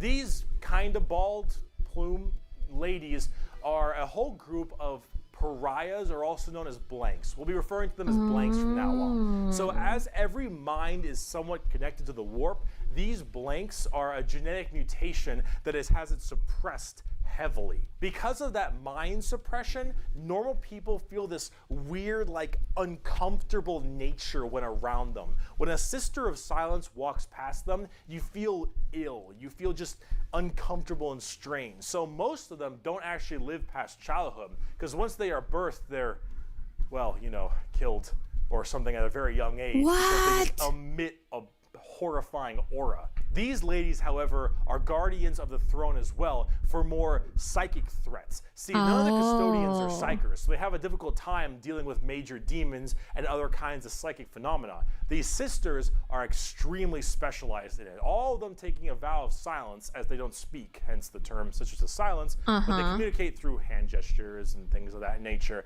But if there's a demon issue, if there's any kind of warp-based problem, the sisters are extremely adept. So how do they? Thanks to their what about their they names? They work a lot of time with the custodians because they have to deal with both kinds of threats, but they're not represented that way on the tabletop. In fact, they only have like one real model for them, which is very unfortunate. I hope they'll get some like news soon, because I think they're kind of hot working together as it is that way in the lore. But hopefully we'll get there soon. But if we're talking about blanks, let's talk assassins. My precious power ring, gone forever. It's been a long video. We're about to round it out. We got this and one more human thing, and then we're done. The assassins, though, the Officio Assassinorum. Oh boy, these people sorry.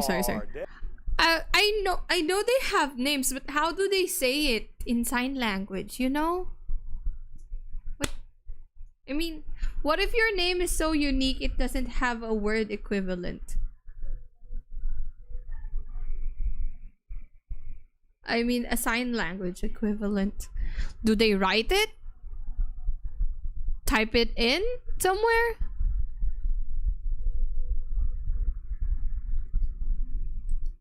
Deadly. I don't know sign language, so I don't know.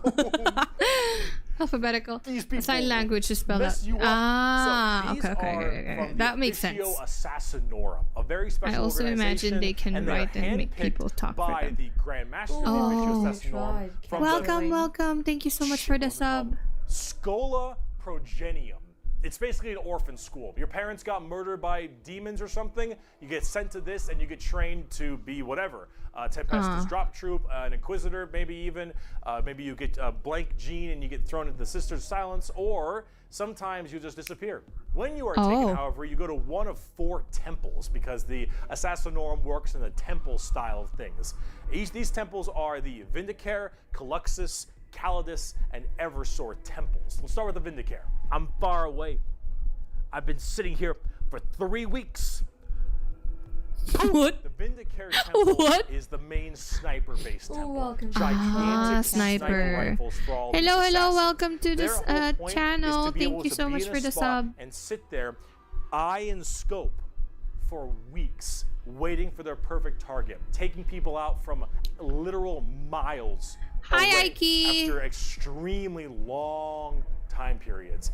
The Vindicare Temple is about precise, perfect aim. There have been reports of Vindicares being able to single out particular body parts from over 2-3 miles away. Temples in the head, the jugular, for instance, and been sitting there after weeks. And when they're ready, take that shot. Time is done. Packs them up. The Calidus Temple, however, is a lot more about shape-shifting and deviant art. It's mostly a female-based one, or at least it seems to be, and this allows a lot of body augmentation for certain individuals to be able to kind of transmorph themselves and infiltrate areas that are problems. These assassins will end up taking missions that take them years, 2-3 years, to infiltrate a heretical group and slowly work their way up, just to get enough time to put a bullet into the main target's head and then escape unharmed, or become the main target and sabotage. No, I know. It's these are all completely about deception, mind tricks, polymorphing, and everything in between, and lots of drawings. Lots of drawings. Ayo. Eversor Temple. Okay. Just kind of disturbing one. The Eversor Temple is about when you don't want anything to come back alive, friend or foe. You want it all dead. And Eversor is psychogenically conditioned with just psychotherapy and psychological torture to only feel violence, hatred, and anger. It does the Clockwork Orange style of thing of just making you forced to watch never-ending pain and misery and psycho conditioning, I guess is the term. And then they pump you full of tons of psychedelic drugs and they cryo-freeze you. And then they drop you in an area where they just want to make sure everything is dead. And then you defrost, full of just all this insane, mind-boggling psychotherapy and psychedelic drugs. And you just go to town. Hello, Sonic! You don't care if anyone comes back alive. Bricky You're like, all right, is his lost name. Cause, send him in. Finally, there's the most bizarre temple, the Kaylex Temple.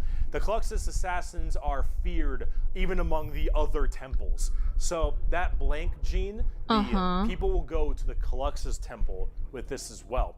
And this is where they can harness that to be massively anti-psyker or even just anti-regular people. They're seen with extreme fear and distrust among many, many people. They are described by the Eldar by quote as being pure evil. Imagine that uncomfortable feeling from that blank gene I mentioned, and then imagine them being taught and given equipment to amplify it by 100. If normally regular people feel uncomfortable, now they are basically akin to being a siren wailing directly in your ear. And if you're a psyker, oh no, the sheer presence of a Kaylex assassin is enough for you to tear your skin off. You will rather gouge your eyes out and rip your nails off than even being near this person. The Kaylex assassin is when you want psychers to literally lose their minds, and they will go on their knees and ask you to gun them down because it is a suitable choice over being anywhere near you. The motto of that temple is, that which is unknown and unseen commands the greatest fear. Now for the tabletop, assassins aren't that special. You can call them in no matter what Imperium faction you are, and they do a lot of work for themselves, but at the same time, they're very specialized and require a lot of finesse. And they work the way you generally want them to, though. You want to cause some distortion and weird stuff, you take a Calidus. You want to just murder swaths of infantry and then blow up Eversor. You want to kill that one guy, Vindicator, and if you have a lot of Psychers, Kaylex. It's a nice little, like, jack of all trades if you have a specific thing you want to kill. And you get to choose which is really fun. But now, let's talk about the last human faction. We can round this video out before we do part 2. The Inquisition. We have a lot to talk about with them. Inquisition, huh? Oh boy. Where do I even begin with the Inquisition? Yeah. Take every secret police you can think of. The KGB, the Gestapo, the CIA, FBI, any of these kinds of people. And then mark it up by about 10. Was gonna say Jurgen and give them the most power in the entire Imperium. No, you know what? How about this? This right here, it's not just a quote. This is the imperial motto, the motto of the Inquisition. I apologize for my bad pronunciation. Innocentia nihil probat. Innocence proves nothing. Oh. The most powerful organization in the Imperium, the secret police, their #1 motto is innocence proves nothing. The Inquisition goes around like the secret police or like detectives to find issues in the Imperium. And they have different ordos depending on which one we're talking about. The Ordo Hereticus, the Ordo... Wait up. Jurgen, that's Sarfus Kane's right-hand man, his melee bodyguard. Wait, what? He's a blank. His aura to repel people is that everyone physically... Oh, psychically thinks he's really stinky. What? Really? That's his power? Ordo Xenos, the Ordo Malleus, for instance, and a whole bunch of other ones. Hereticus is obvious, they deal with heretics. Xenos tries to find alien threats, and Malleus is demons. They all have different specializations in what they're trying to go for as Why do you hate it, Ace? It's true though. Inquisitors. Each Innocence of them, proves as an Inquisitor, nothing. has their own free reign to do as they wish. They may have a ship. And I'm not crew, saying he and they chose go out it. to find I'm problems just and shocked that's interrogate the people power he has. a lot. They are above the law. Stinky in enough to every repel department. demons. Over Space I mean, Marines. it's Now, the if Space it Marines works, might it works. I argue against guess. them and stuff, and there might be a lot of blowback. But technically, they are above them as Inquisitors. They are looking to investigate and figure out coups and cults and demonic incursions and possible Xenos issues like Genestealers or Hello there, hot mess. threat Ow. coming into an area. They're about learning that stuff and actually doing detective work. And memes aside, they're pretty good at it. The Inquisition having all of this power does make them a little bit power hungry and frantic sometimes. And yes, it is still a bad thing, but most of them are pretty good at their job. And they spend a lot of time being very diligent to make sure that all of these leads they follow are proper and correct. They're basically space detectives with just enormous power and sometimes a bit of a power complex. And we haven't even talked about Exterminatus yet. Exterminatus is deeming a planet unfit to be saved. I deem that this planet is demon infested and taking it back will cost too many resources and is not worth it. I have now committed Exterminatus on this planet. I will now sign the death warrant of an entire Imperium planet as it is unfit to take and better to be destroyed than allow the enemy to hold it. This can mean Alberto, no. I've seen this series of videos, essays before. Breaking my beloved doesn't matter. Render this planet inhospitable to all life. Yes, the innocence proves nothing people are the only people who can choose this planet must die in its entirety. Holy F. Yeah, you're playing the villain. Now it is memed a lot, but most Inquisitors are very rare to do Exterminatus. Exterminatus is a very crazy thing. There's only so many worlds that you don't want to destroy all of them. And naturally, with the memes aside, there are some people who are a little bit rough on this one. But most Inquisitors generally don't like to do Exterminatus a ton, but it is an option. Thank you so much for the sub and welcome to the channel. Secret Police Inquisition are unfortunately not represented on the tabletop very much. You generally kind of put one in your army. Look at you the like armor. A couple special options there and some side content, but they're not really fleshed out very well. And personally, they need a lot more. I'll post the orc vid in the VC chat on the server since the other channels haven't been available yet. Where I want them to be. Picked Overall, roles. the Inquisition makes for a lot of the best storytelling Just to get it as well, thank you so much. It's a little bit hard to talk about a big story of a whole bunch of Space Marines killing something, right? It's kind of weird it's not showing on yours though. Having that intrigue and that moral try to reach out to one of the mods, Super Elidocious or Saul Dark Angel. They might be able to help you with access to the other channels. Okay, decent? We just finished the humans, all right? Come back for part 2 when we talk about Chaos and Xenos, because we got to talk about the 4 Chaos Gods and all the Chaos Marine Legions and the Tau and the Necrons and the Orcs, and oh boy, we got a lot. I'll see you in part. That is a lot. That's a lot. That's a lot of information.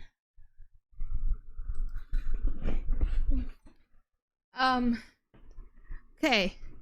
I understand. I'm understanding this somehow, some way.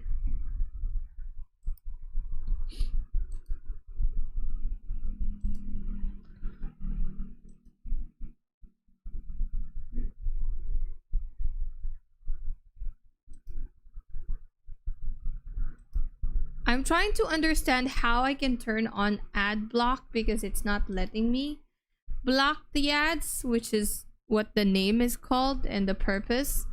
So give me a sec.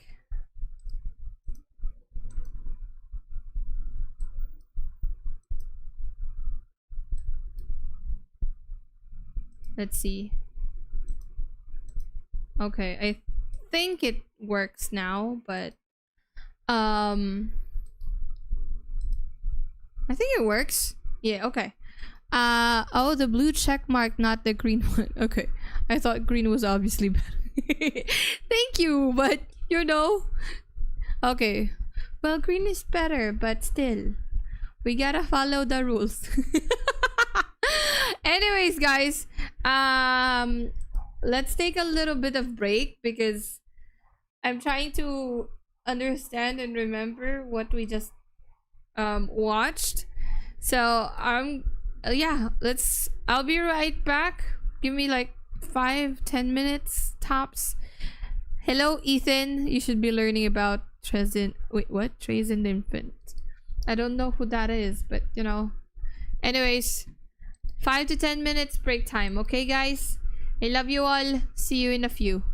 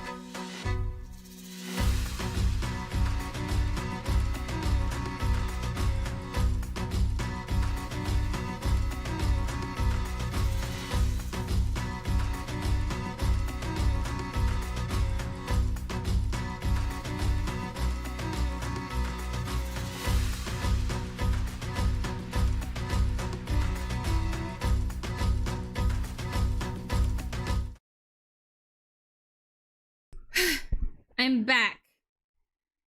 Hello. How are you guys?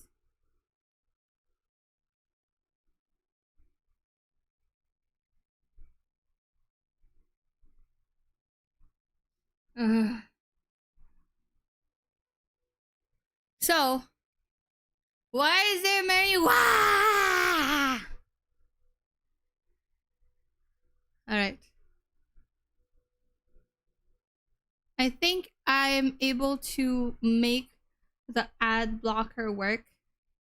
So while I'm eating, let's watch this. Hey all, this is part 2 in a 2-part series on the Warhammer races. If you haven't seen part 1 yet, we do the Imperium of Man. You can check that out in the description, and I would highly recommend you watch that to get context for this episode. If you already have, go ahead and keep on watching. So after an entire episode of nothing but humans, we can now talk about chaos, which involves humans again. I die. A little bit less, we also got demons and shit. I just felt someone grab my ass. What? Like hard, Nick. So, as I've mentioned many times before, we've discussed the warp, the immaterium, the hellish landscape, the purgatory dimension realm between the material realm of our existence. Now, in the warp, it's terrifying, horrible, there are demons everywhere, things are crazy, all your minds and thoughts and emotions get projected there. It is both formless and empty, it is vast and tiny, it obeys the laws of time and physics while simultaneously does absolutely nothing of the sort. It is a hodgepodge and a culmination of just unknowable, eldritch, horrifying shit. And there are 4 gods that permeate in chaos and the warp. These are the 4 major chaos gods. And if we wish to learn about chaos, we need to learn about each and every single one of these chaos gods. First up, we have Khorne, and he is the easiest. Khorne is your classic Satan. He is all about anger, murder, fighting, blood, guts, death. You ever heard the term blood for the blood god, skulls for the skull throne? That's Khorne. The whole idea is that he is all about the fury and strength of battle. He doesn't care where blood comes from so long as blood is flowing. He wants to fight and murder and carnage and slaughter and death, death, death, death, death. That is Khorne. Very simple to understand. That is Next Elena. up you have Tzeentch, and Tzeentch is the god of change. However, the god of change, it's permeates in so many different other ways. He's the most eldritch of all the demon gods. He has this weird way to always be plucking at the strings of the universe. He's always conniving and scheming and doing his best to cause as much little bullshit as he can. Tzeentch is unknowable. Everything that makes sense, he will and won't do. Every future and setting and every type of destiny or fate is all foretold and also changeable. It is set in stone while also completely random. He knows what everything is going to happen and also that none of it's going to happen. You would ask Tzeentch a question. That question leads to 3 more questions. And those questions lead to the heat death of the universe, which asks 4 answers to those questions. And then he thinks to himself, what are questions even really? And are you even asking the questions? Or are you simply giving paths to answers and other horse shit? Tzeentch is Isa. Isa for real. I'm gonna fuck this with is stuff. Isa. He is yes, right, and he is no. He is the Tzeentch understanding, and he is complexity. He is unknowable, and that's what the god of change is about. Very bizarre, and he likes birds a lot. I don't know why. Next up, we got Papa Nurgle. Papa Nurgle, he loves you for who you are. Probably not. He will murder you just the same. But Papa Nurgle is about rot, pestilence, death, and decay. He is the end of everything. Him and Tzeentch do not like each other very much because where Tzeentch represents change and adjustment, Nurgle represents stagnation and death. He is all about miasma and pestilence and large bloat and pus and organs and people just being sedentary, sloth. He is the idea that everything will rot and decay and die. Nothing is certain besides decay and death. All of us will end up the same way. Okay. Broken down through just sheer never-ending decomposition. So the joke that Nurgle always loves you is generally because of that, because we all end up the same. We all rot and we all die and wither. That's Nurgle, and he's got a general theme of course, because pestilence and Slanesh kinds is of Asha diseases and coded. sickness and things of that nature. That's Asha generally for Nurgle. real, He's pretty right? easy to understand as well, and he chunk. Finally, we have the youngest of the Chaos Gods, and that is Slanesh, also known as the Prince of Pleasure or the God of Unspeakable Excess. Slanesh is generally referred to with sex, but it's not only sex, it's just that's a good avenue if you want to make This is stuff. Asha. Slanesh is just the idea This is Asha. of the senses of the body being cranked to not just 11, but more like 17. See, we'll discuss Slanesh a little bit more when we talk about the Eldar, because they done fucked up. Or whatever is mainly about just the excess of emotions. And I'm even like eating and here. Therefore, sex is generally a large part of it. However, it's mostly pain and torture. Lots of pain, torture, but sometimes sexually related or drug related. Lots of drugs. Lots of drugs. Slanesh gets off on everything. Extremes in happiness, extremes in sadness, extremes in pain and sadism What toys we and getting? masochism. And of course that goes No along with sex. the sex part of it as well. It's generally referred to with sex because of the color scheme, very purple, lots of exposed genitalia, a lot Kaylex of models miniatures, have, like, that's what you exposed get. nipples and stuff. And that is generally the theme. Legion going for from the Surprise physical Eggs side, merch. but it really Oh my embodies God. everything. Mainly pain and also the excessive amounts of emotion. So when it comes down to That it, would- quite a lot that of them would have be a things great like merch. spikes or whips or any kind of BDSM style gear because it is unspeakable Surprise. excess. The Good Prince luck of collecting pleasure. everything. In excess to the point where it is just sheer frightening. That is Slanesh in a nutshell. A little bit bizarre and a little hard to describe sometimes, but as we talk more about the Dark Eldar later in this video, you'll understand it far, far better and far more than you'd want to. They might be thinking, why would anyone ever want to join Chaos? They all look horrifying, screwed up, and just frightening things, right? Well, the thing is that, of course, one, your mind is put into the warp and the Imperium, so you can be easily swayed by chaos demons when they get into your head, especially if you're a psyker. Sometimes regiments of the less mentally strong people, whether they be civilians or, say, low-level guardsmen or conscripts, can be easily swayed by this and become chaos cultists and stuff, and they serve their dark gods and whatever god they personally refer. However, and this might seem strange, chaos in their own right isn't necessarily evil. See, the warp is every manifestation of emotion and being, every soul, everything of existence. This includes all the good things. All the different chaos gods have another side to their coin. Khorne might be death, murder, slaughter, slaughter, but he's also got this weird sense of survival of the fittest, trial by combat, and honor. Khorne will never lie to you.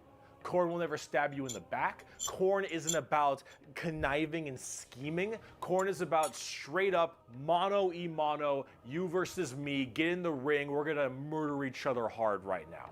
It may not be a good thing at the end of the day, but it is that other side of the coin. Him and Tzeentch generally don't get along because Tzeentch is that conniving schemer, but he's also about the idea of hope.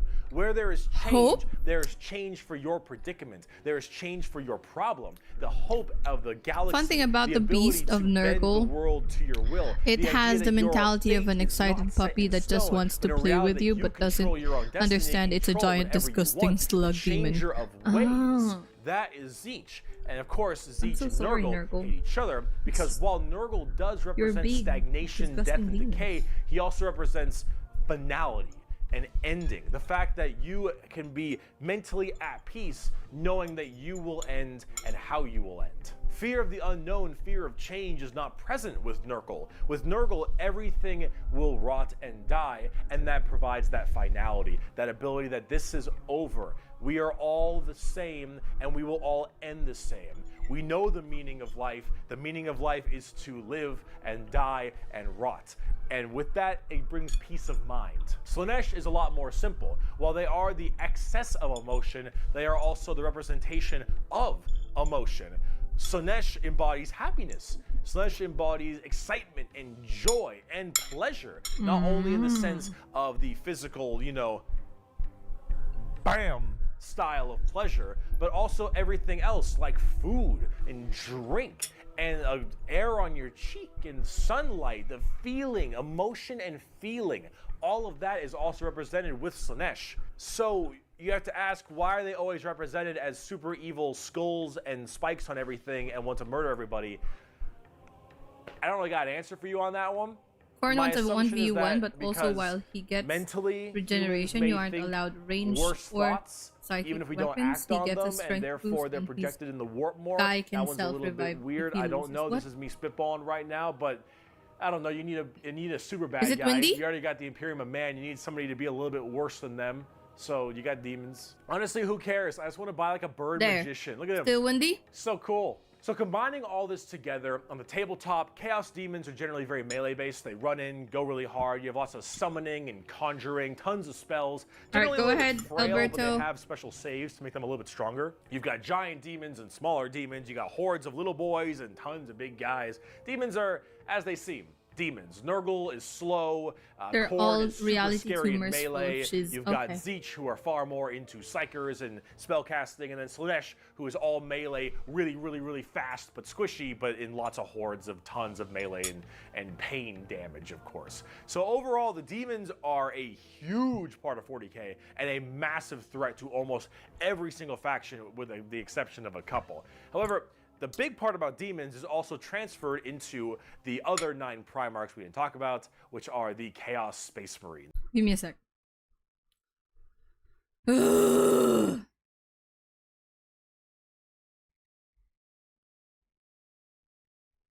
Why are you not letting me block the ads?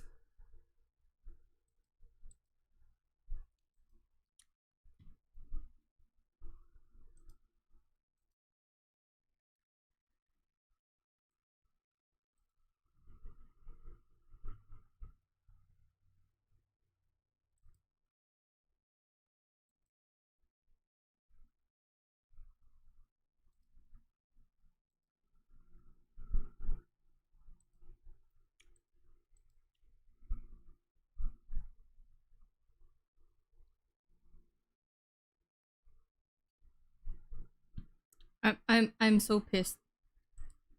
But anyways, let's go back.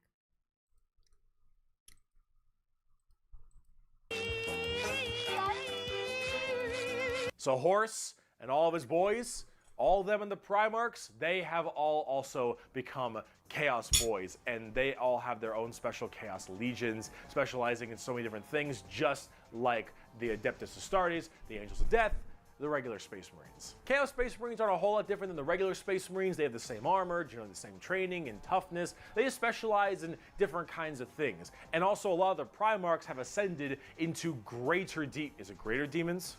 They're demon Primarchs at this point. Gigantic, horrifying man-demon hybrids that are pretty awesome, if I'm gonna be honest. They look really, really cool. But them and their associated legions that they are a part of are all kind of going out there and causing a large ruckus for everyone else. Considering the raw strength and firepower of a legion of Space Marines, imagine that entire legion just converting to chaos and immediately fighting you. It's generally pretty horrifying. There's a lot of them, so I gotta write them down, but you've got the Emperor's Children with Primarch Fulgrim, loyal to Slanesh. These people, they are some messed up people. They're just sensory overload, tons of drugs, tons of torture, and I think Fulgrim is a demon Primarch right now, and oh god, I am terrified to see what that man looks like, at least on the tabletop, because Welcome. Thank you so much for the sub. You got the Iron Warriors, which are kind of like opposite of the Imperial Fists, with Primarch Perturabo, I believe is his name. They're Chaos Undivided. They just kind of serve Chaos in a general aspect instead of choosing one of the 4. But the Iron Warriors are big on the siege and fortification. Anyway, Chaos and Eternal, they're Corpse Worshippers. entirely against the Imperial Fists and a major rival. Perturabo is also chasing still alive, the and I'm also purple very interested to see what he dragon. looks like, 'cause Emperor's Children Demon are Primarchs getting are their badass. codex. You've got the Oh, Night wait, what? Lords with Primarch Conrad Kurz. Conrad Kurz is dead, which is good because he's a sick fuck. But the Night Lords are generally about terrorizing people and terrorism. They're generally about fear, and rightly so. You've got the World Eaters with Primarch Angron still alive, also excited to see. Angron, if you think you've known an angry person, Angron is the angriest son of a bitch you will ever know. Angron removed parts of his brain that didn't make him angry, so he could be angrier. What? Engron. Fucker's mad. You've got the Death Guard Holy with Primarch fuck. Mortarion. They actually have their own special codex and their own major army on the tabletop. Mortarion himself is actually one of the models. And look at him. Look at him. Yo. It's so cool. That looks looking. so Of course, Nurgle cool. based, obviously. So very slow, but very tanky. You've got the Word Bearers with Primarch Lorgar. Lorgar is, I believe, still alive. I don't know what's up with him at the current moment, but the Word Bearers are generally the people who caused all the major problems in the beginning. At least I blame them for it. They're little assholes. You got the Black Legion with Primarch Horus. Get fucked, nerd. You've got the Alpha Legion with Primarch Alfarius Omegon. Chaos, I think. And then finally, you've got the Thousand Sons with Primarch Magnus the Nerd. The Thousand Sons also have their own book just with the Death Guard. Magnus is also a tabletop model. He looks super cool, as you can tell. And they're all super heavily Psyker and kind of Egyptian themed. They look pretty neat. But overall, with all of these Chaos Space Marine factions, you can play as a lot of different ones, but the main ones that you can really work at are standard Space Marines, Chaos Space Marines, as well as the Death Guard and Thousand Sons, as they are the most fleshed out, especially on the tabletop at least. See this right here? This is a really good way to describe the Chaos Space Marines. What the thick-headed fools with their broken corpse of an emperor fail to understand is that not only Dark can they Eldar never were the defeat us, necromancers but they of cannot hide Mortorion. or flee or I shield knew it. themselves from the Asha triumph is of chaos. secretly They are finite and we are unbound, undivided. They must my not rival. err, or they shall fall I mean, to not heresy. secretly, but you All know, who fall truly join my our rival. cause. Because what the Every fuck? imperial fool who dares to open his Necromancer. eyes is a willing recruit. They strive merely to hold back our fury and might, and it consumes them. Thus, you can see chaos is inevitable. We lurk not only beyond their grasp and at their gates, we lurk within the darkness of their souls, on the tip of their tongues, in their tortured dreams. We are them, but freed from the shackles of ignorance. We are them, grown strong, evolved. We are them, but so much more. As hardcore as that quote is, the saddest part is they're mostly right. Chaos is basically unkillable. You could probably get rid of Space Marines, a decent amount, the Chaos Space Marines that is, but every soul that dies goes to the warp. Every Chaos soul will end up back in the warp. And depending on how hard you killed them, they will come back at some point. Every demon you banish will return at some point. Chaos is unstoppable. The warp is unending. And while maybe there is at some point some way to stop them let's just somehow, be chaos the instead. resources to do so, the requirements to do so are so far beyond the reaches of man and the other races at the current moment that really it's just an unstoppable force that just keeps on coming and is just barely being slowed. Chaos is by far the biggest threat. They are without number, their legions are everywhere, and yeah, they're pretty scary. So, I promise, we're done with humans now. Let's talk about some Xenos. My god. Oh my fucking god. I swear. How many ads are we getting here? What? How many? So many ads are we getting in this stream, in this video alone?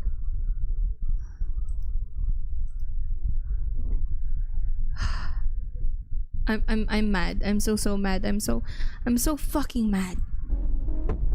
I'm gonna cut all of those ads in the VOD later, so which are a super highly specialized and very technologically advanced race of, well, elf people. They were as well responsible for the creation of Slaanesh. Ooh, Asha. They do that? Thank you so much for the sub. On a world-ending scale. See, back in the day, it was just Khorne, Tzeentch, and Nurgle. And the Eldar are very, very ancient. Millions of years. These Eldar, however, have a bit of a sensory problem. You know, every kind of pain or feeling that you have is a little bit amplified compared to the normal. However, with Eldar, as their race advanced so excessively, and they became so self-reliant, and everything became so easy, there was no requirement for food production anymore. There was no shortages. Everything was basically done. Everyone was so comfortable. And that comfort breeded this weird sedation. And that sedation breeded the requirement for more and more debauchery. Debauchery! Debauchery! Debauchery! When everything you have can be so easily acquired, you will end up down this road of pure debauchery. All of the senses the Eldar had that were so powerful, things like feeling, happiness, sadness, and just evil and good, all needed to be satisfied and satiated.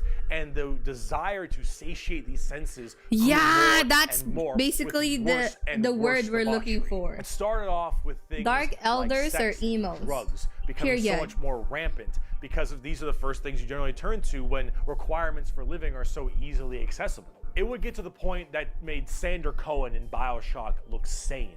All right, this is the kind of debauchery it led to.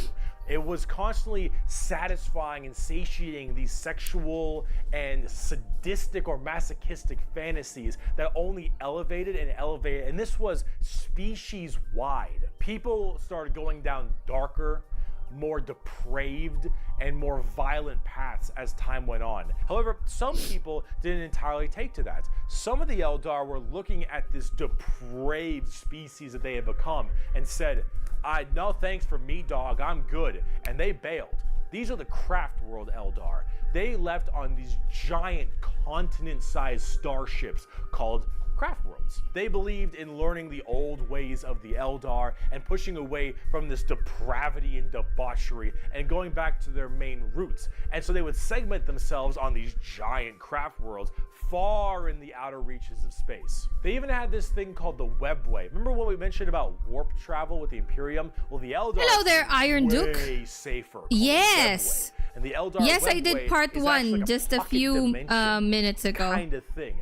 And in that pocket dimension, there were also more horrible, depraved groups and clans that would spend their time in there. And if you imagine the debauchery was bad already, these were debauchery X10. So all of this continued, and it bloated until Slaanesh just burst forth. All that emotion, all that mental, thought processes, I suppose, all of this in such a condensed space. Don't forget, this is all being shot, all their souls as well, into the warp. All of this depravity right into the warp. So what happened? Awesome. What faction are we feeling most? Mankind, Xenos, or Chaos? 90% of the entire I'm kind of leaning into Chaos so far. Trillions Blame Asha. had their souls ripped from their bodies. Hey guys, should we master travel out of the by galaxy? Slaanesh demons. The entirety of the Eldar race was eaten alive, and She's their clearly souls an orc. consumed to the Prince of Pleasure. Yes, I am an orc. I'm a half-orc. Fucked up. It was so bad that it literally ripped a warp hole into the fabric of the materium called I'm the doing Eye good. of Terror. How about you? Literally this like quasi horrifying gateway portal from the materium and the immaterium right next to Cadia. Yes, Chaos is fun. And it is horrifying. So this Slaanesh, also known as Good to know. The Inquisition has been notified and will be with you shortly. The entire population, you can never catch me, you roomies. Those in the craft worlds were actually not affected by this, as they were so far in the reaches of the galaxy. That crazy crack, that birth of Slaanesh, only affected the ones in the center. So these craft world Eldar were able to escape, but you Slaanesh can never kill me. Got their sights on them. Every time an Eldar will die, their soul doesn't just pass into the warp naturally. There is an orc faction that found favor with Corn C. Or not. What about those people in the Webway? Well, imagine that giant birth happening, but they were only able to just barely get a grasp onto you. So then just barely able to hold on. These people are the Dark Eldar, or also known as I'm doing well. Hope you enjoy the lore. I shall pray the machine god for you for less ads. It is compared to any the ads are killing me. Like I put in the ad blocker and it's not working. I tried downloading the video and it's not letting me. I tried putting the browser source in OBS, but it's also not letting me. Like what the fuck? And they understand it very well. Since the time of the fall, our race has been haunted by what we, in our reckless pursuit of hedonistic indulgence, gave birth to.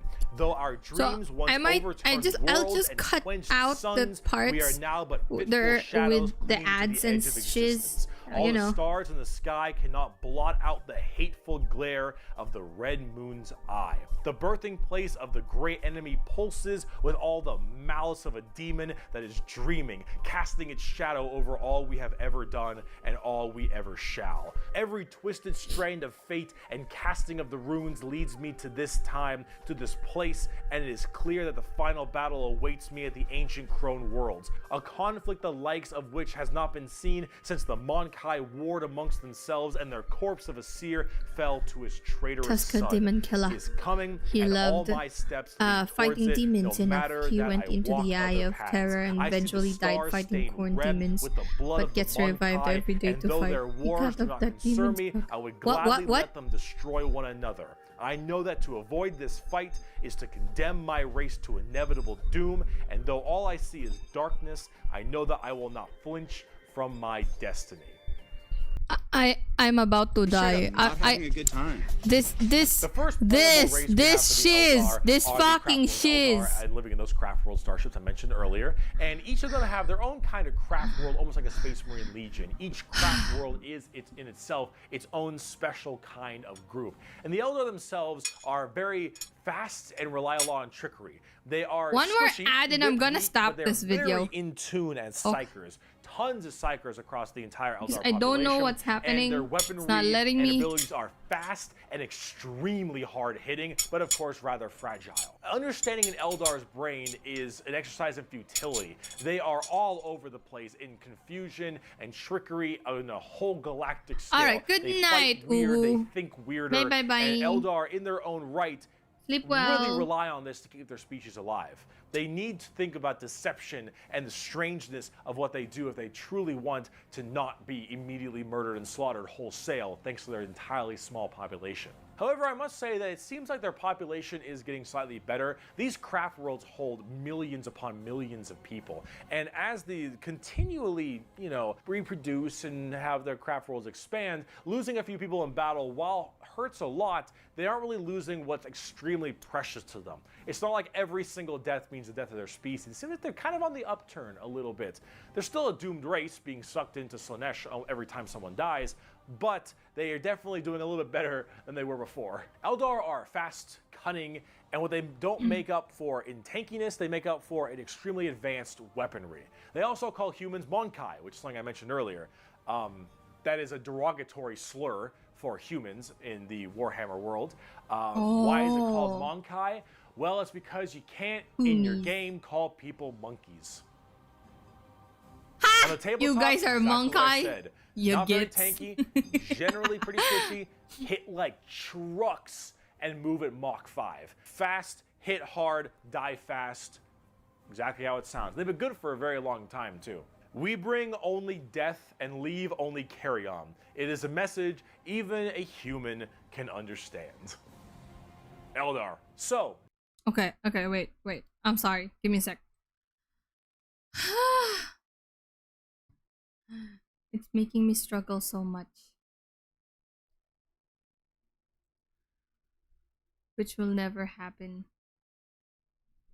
What will never happen?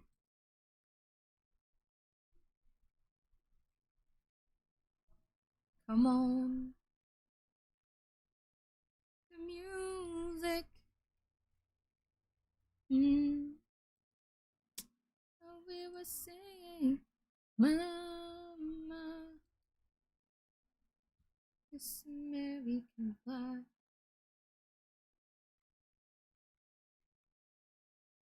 Okay. Wait, it's bugging me. So I'm gonna need to, fix this.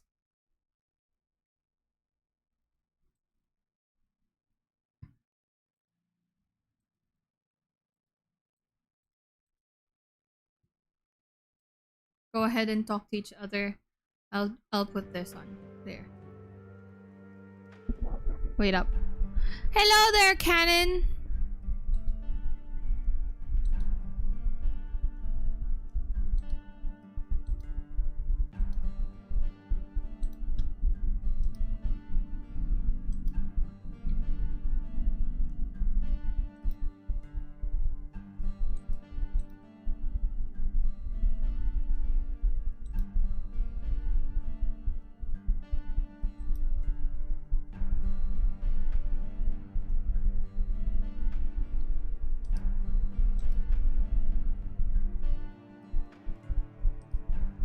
Okay, okay.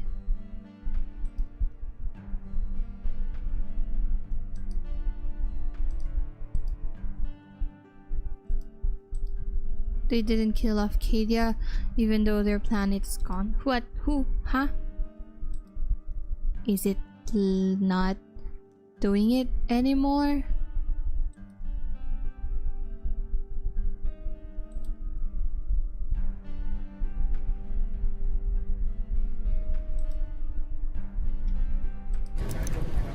Need a break?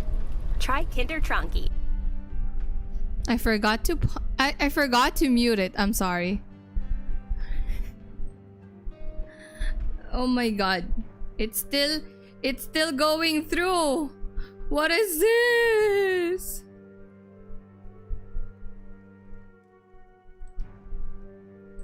You know what? I'm about to give up. Hit like trucks and move at Mach 5. Fast, hit hard, die fast. Exactly how it sounds. They've been good for a very long time too. We bring only death and leave only carry on. It is a message even a human can understand. Eldar. So, Drukhari. Let's talk about the Dark Eldar. On today's episode of How Fucked Up Is Fucked Up. That's fucked up. So those people I mentioned in the Webway, in the super deranged cults and the depraved people of the Eldar, in the Webway they didn't quite get a hold onto them. Slaanesh like has them, but it has them on like by the pinky finger, and they're slowly being consumed by Slaanesh. But they found out they can stave her off by doing Slaanesh things. The Dark Eldar are by far the worst, most horrifying, disgusting, depraved, and brutal race in all of Warhammer 40k.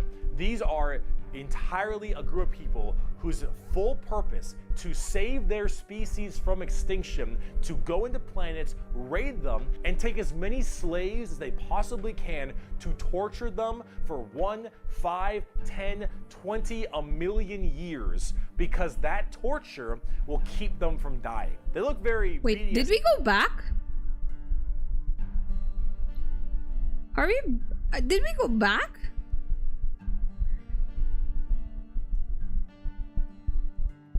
Did we?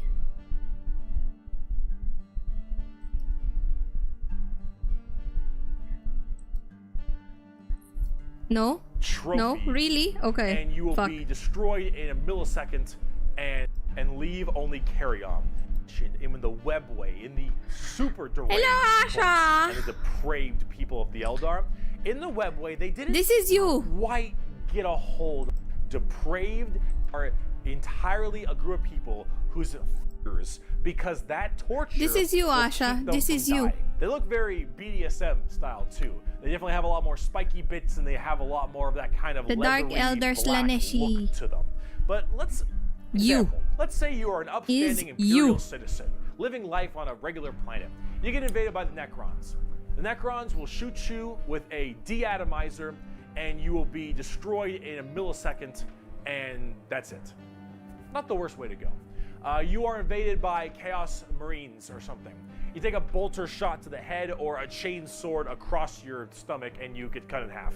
Painful, but not the worst. The Orcs arrive. They beat you to death. Hurts, but, you know, whatever. Tyranids, they eat you alive. It's pretty rough.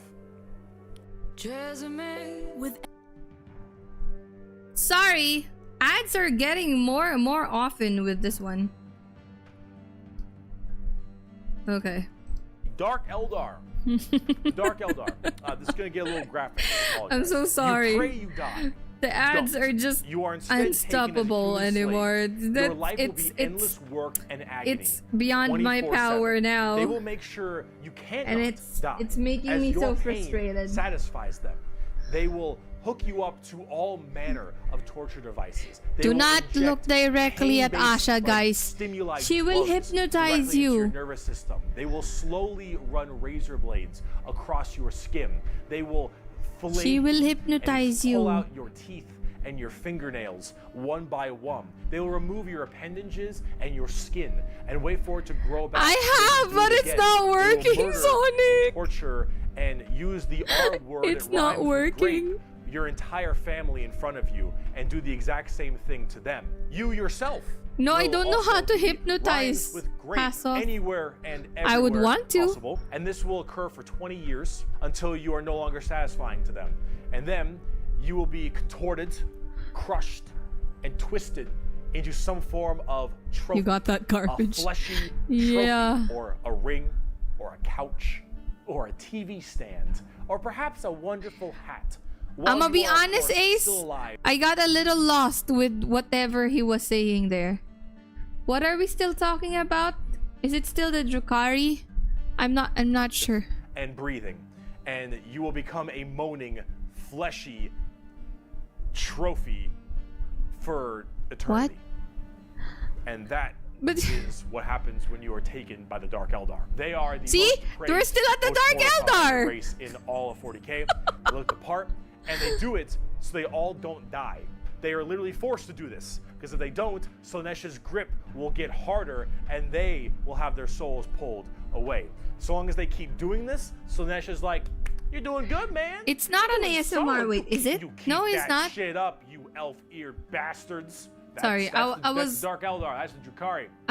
It was They're there. Okay, sorry. horrible. On tabletop, they're position. actually kind of like Eldar, but more extreme. They are even You still hear squishier it? than the Eldar, but they Hi, hit generally Deadpool. even harder.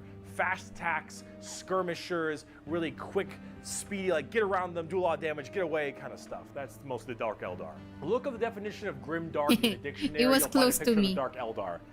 I And don't do Seth ASMR. from When did I do Commando. the A ASMR? quote I don't do from, that. Mr. Vecht. "We are the lords of despair, masters of terror. Dread and agony are our meat and wine. Oh, right. and Sorry, they are guys. plentiful For the new ones indeed." here, that there is our resident Dark Some of the Eldar, Harlequins. Ashadon. Clowns. She will poke you as punishment. The Harlequins are a bizarre race of Eldar. Yeah, I don't do They're ASMR. demonic clown performers.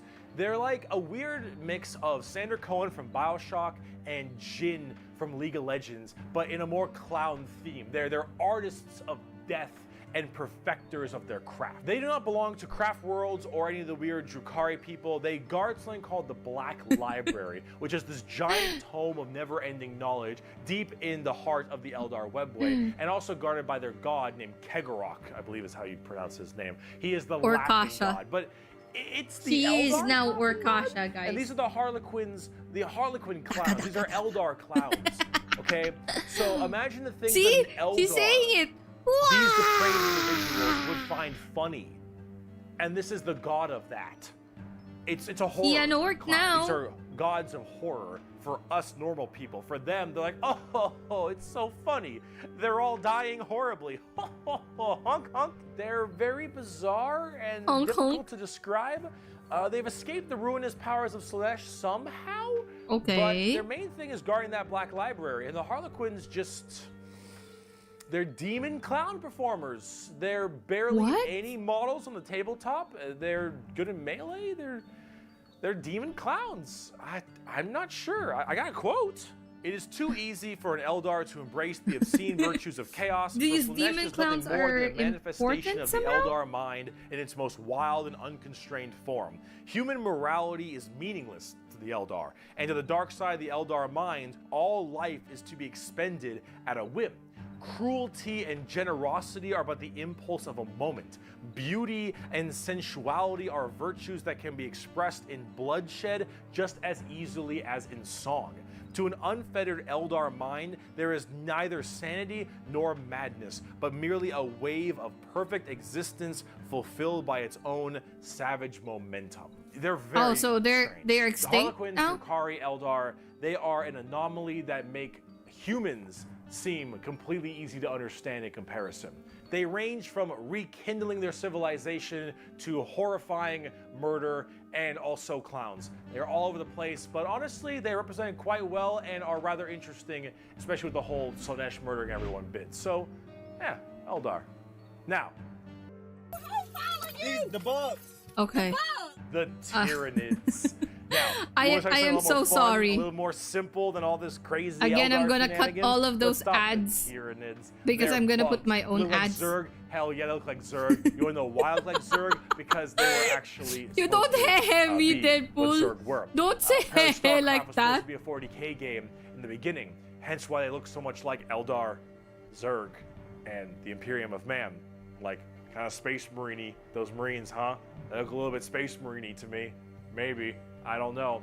You really fucked up on that one, Games Workshop, didn't ya? Tyranids are a giant infestation of unfathomable proportions. These are giant, extremely bio-advanced hive mind organisms that are basically all about absorbing as much biomass as they possibly can to evolve and mutate, be extremely potent and powerful, and kill and eat anything in their path. Okay, at least we're almost done. So least evil faction. Screw you, ads. Screw you. All they want to do is eat shit. They want to nom nom the entire galaxy. They hangry and we food. Also, this Tyranid hive mind has a presence in the warp. In fact, Tyranids in their own right have a massive presence in the warp. They have a thing called the shadow in the warp specifically, where when they are coming in to invade a planet, they have this weird ability to kind of cut off the warp on all the psychers on that planet.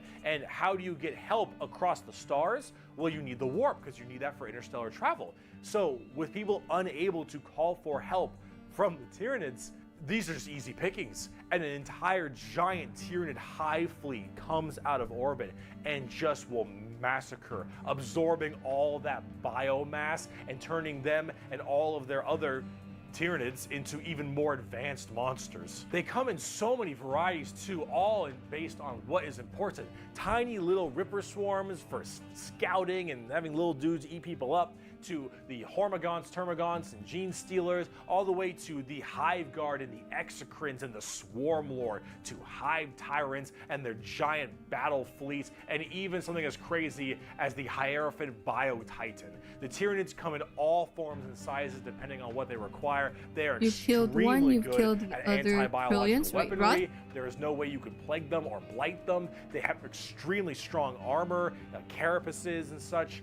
Tyranids are nigh perfect organisms and are pretty spooky when it comes down to how they handle all of their genetic material. Keep feeding them, they'll keep evolving. They keep on creating new horrifying organisms. Rambo, go kill it. Galaxy. And you want to know what the most terrifying part of the Tyranids is? Also, I'm having a fantastic time playing Gotham Knights. There have been Hopefully like I can get 6 or 7 Tyranid hive fleets, Behemoth, Kronos, all these different kinds of hive fleets, and they've all arrived in the galaxy from different points. Different sections of the Milky Way galaxy have had different Tyranids come through. And that is horrifying, because as far as we know, we could just be surrounded on all sides by Tyranids. The only reason you may not hear a whole lot about Tyranids is because it's a little bit hard to have a bunch of story off of one hive mind genocidal monsters. All these giant bugs swarming in, killing and eating everybody and evolving. I mean, as cool as there are some cool characters, the Swarm Lord, Old One-Eye, you can't really have a whole bunch of major character-based stories around them. As awesome as they are, they're simple. They want to eat you. They want to eat you and absorb your biomass. They are simple bugs. If you want something a little more complex, talk Genestealer cults. I can have all the pot I want, I get around faster than walking, and wherever I need a seat, I can just sit on my balls. Genestealer cults are a special brand of Tyranid that can sit on slowly what? infect themselves into different kinds of society. He what?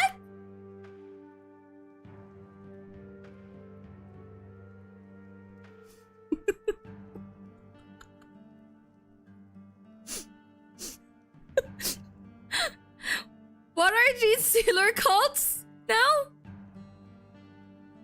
And by infecting them, they can rise up to where they all pray and believe in these regular humans, pray and believe into their Tyranid hive mind gods. And these brood lords and I think they're called patriarchs all can turn an entire world all based into Genestealers, and these are called Genestealer cults. An entire hive world of the Imperium can be turned into nothing but servants to the Tyranid masters just by infecting them and screwing with their genetic code a little bit. They also have this cool like Mad Max look, which is really neat. They are definitely one of the bigger threats to the Imperium besides Chaos. I keep saying biggest threat to the Imperium. They're up there though, because you, dingus, stepped on a bug in middle school. Asshole. There is a cancer eating at the Imperium. With each decade, it advances deeper, leaving drained, dead worlds in its wake. This horror, this abomination, has thought and purpose that functions on an unimaginable galactic scale, and all we can do is to try to stop the swarms of bioengineer monsters it unleashes upon us by instinct. We have given the horror a name to salvage our fears. We call it the Tyranid race. But if it is aware of us, it must know us as nothing but prey. Tyranids. Okay, I was kind of fast with that. Give me a sec.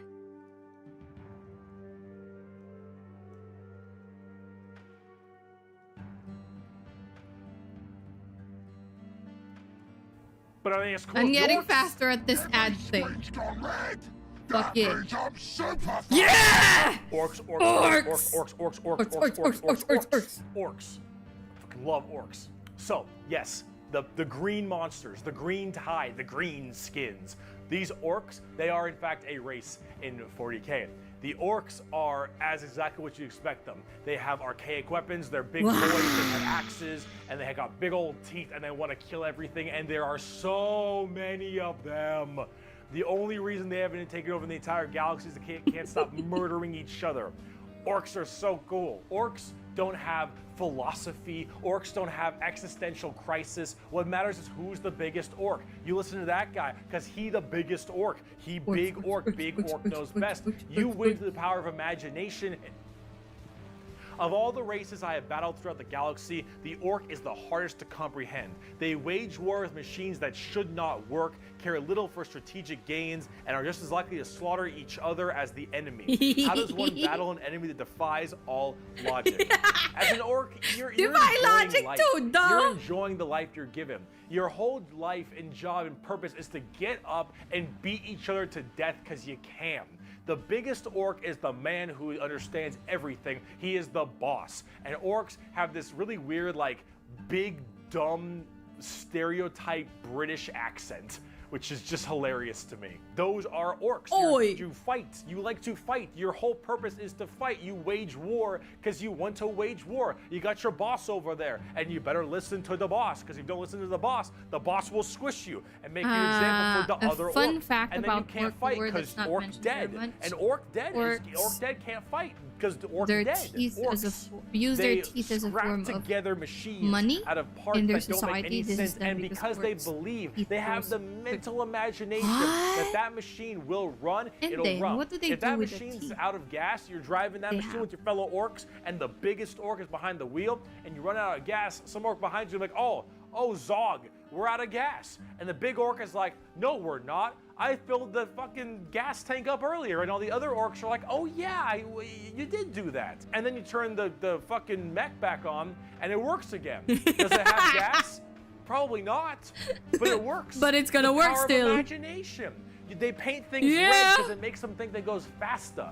They paint things purple because it's the sneakiest color. You wanna know why? You ever seen a purple orc? Didn't fucking think so. Orcs are also like ancient as hell. They're back in the Eldar time frame. But back then they were called Orcs, and they were much larger and scarier and far more intelligent. Now they're just orcs, and they're big, dumb, and they smack things. But they're pretty spooky.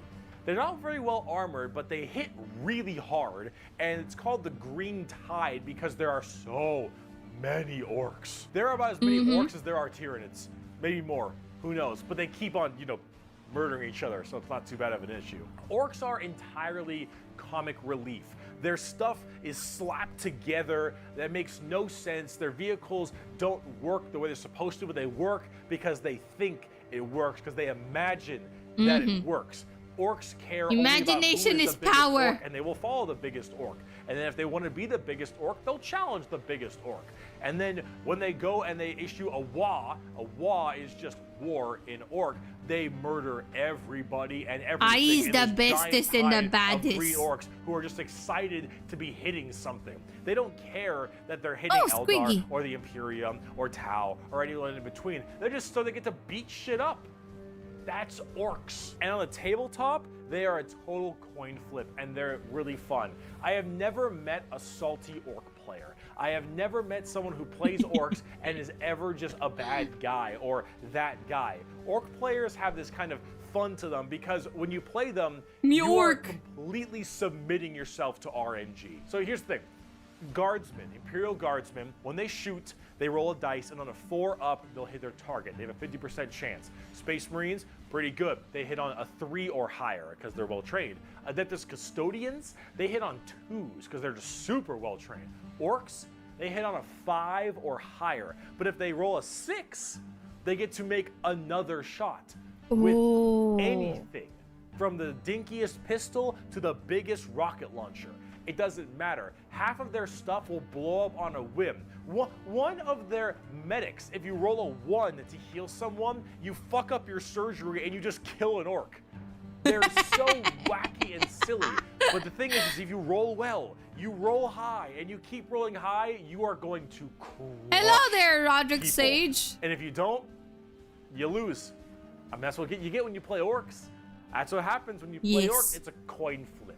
Which is why you can't be a salty bitch when you play orcs, because things won't go your way. Other Legion girls can't be orcs. Only me, because they salty bitches. You want to be stupid, right, and you Asha? want to be silly, you're Salty. gonna play some damn orcs. But on the opposite side of the fun part of this, let's talk about the Necrons.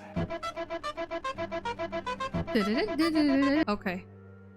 Ads. Annoying. The Necrons we can't are do anything scary about it skeletons anymore. and very grimdark again. They have a much more fleshed out lore than before. Almost. Back in the day, they were just undead Just Egyptian 14 space minutes. terminators, Let me and they finish still without look an that way, ad, but and don't I actually will have a love you story. forever, so YouTube. way back in the day, you had the Necron Just, you know, tier. Kind of see a theme here: Eldari, Elena Eldar, is a noise Orc, marine. Orc, Necron tier. I will search. So the Necron tier were this race of generally kind of shitty people. Not because they were personally shitty, because their lives were awful. They were ill-fated to a horrible existence. Speaking of salty, like have a radiation Ritz. and a terrible planet they lived on, and everything just really sucked. Being a Necron tier was just really depressing. They really were looking for immortality. They were extremely reliant Gonna leave on for the hope night. Thanks they for would this eventually fun find the stream. I just key wanted to make it to living the orcs. forever and just stave off 2 this in the horrible morning. nature that they were Go ahead, thrust sleep. upon them, Sleep, and gung ho, therefore they could Horus. become Sleep. the most dominant race in the galaxy. And Orc they make found weapons this group. from They're their... called the Old Ones. Yeah. Imagine them kind of like Forerunners in Halo or the Telnaga in StarCraft. Baddest. These old ones Biggest. were these strong, pretty much omnipotent beings. And they, of course, knew the key to immortality. So the Necrons went to them and said, please, show us your ways. And the You old plan ones on said, watching more lore videos, piss okay? off. Yes. Not really. They were a lot more humble about it, but they did not want to share honestly, I their still have secret like a of lot immortality on the with approved the list, and I Necrons. think The Manager Necrons, Son of will course, be took adding this more into that list. very well. Because you know, and waged war with you them. guys Kind of posted a under lot this more. United banner.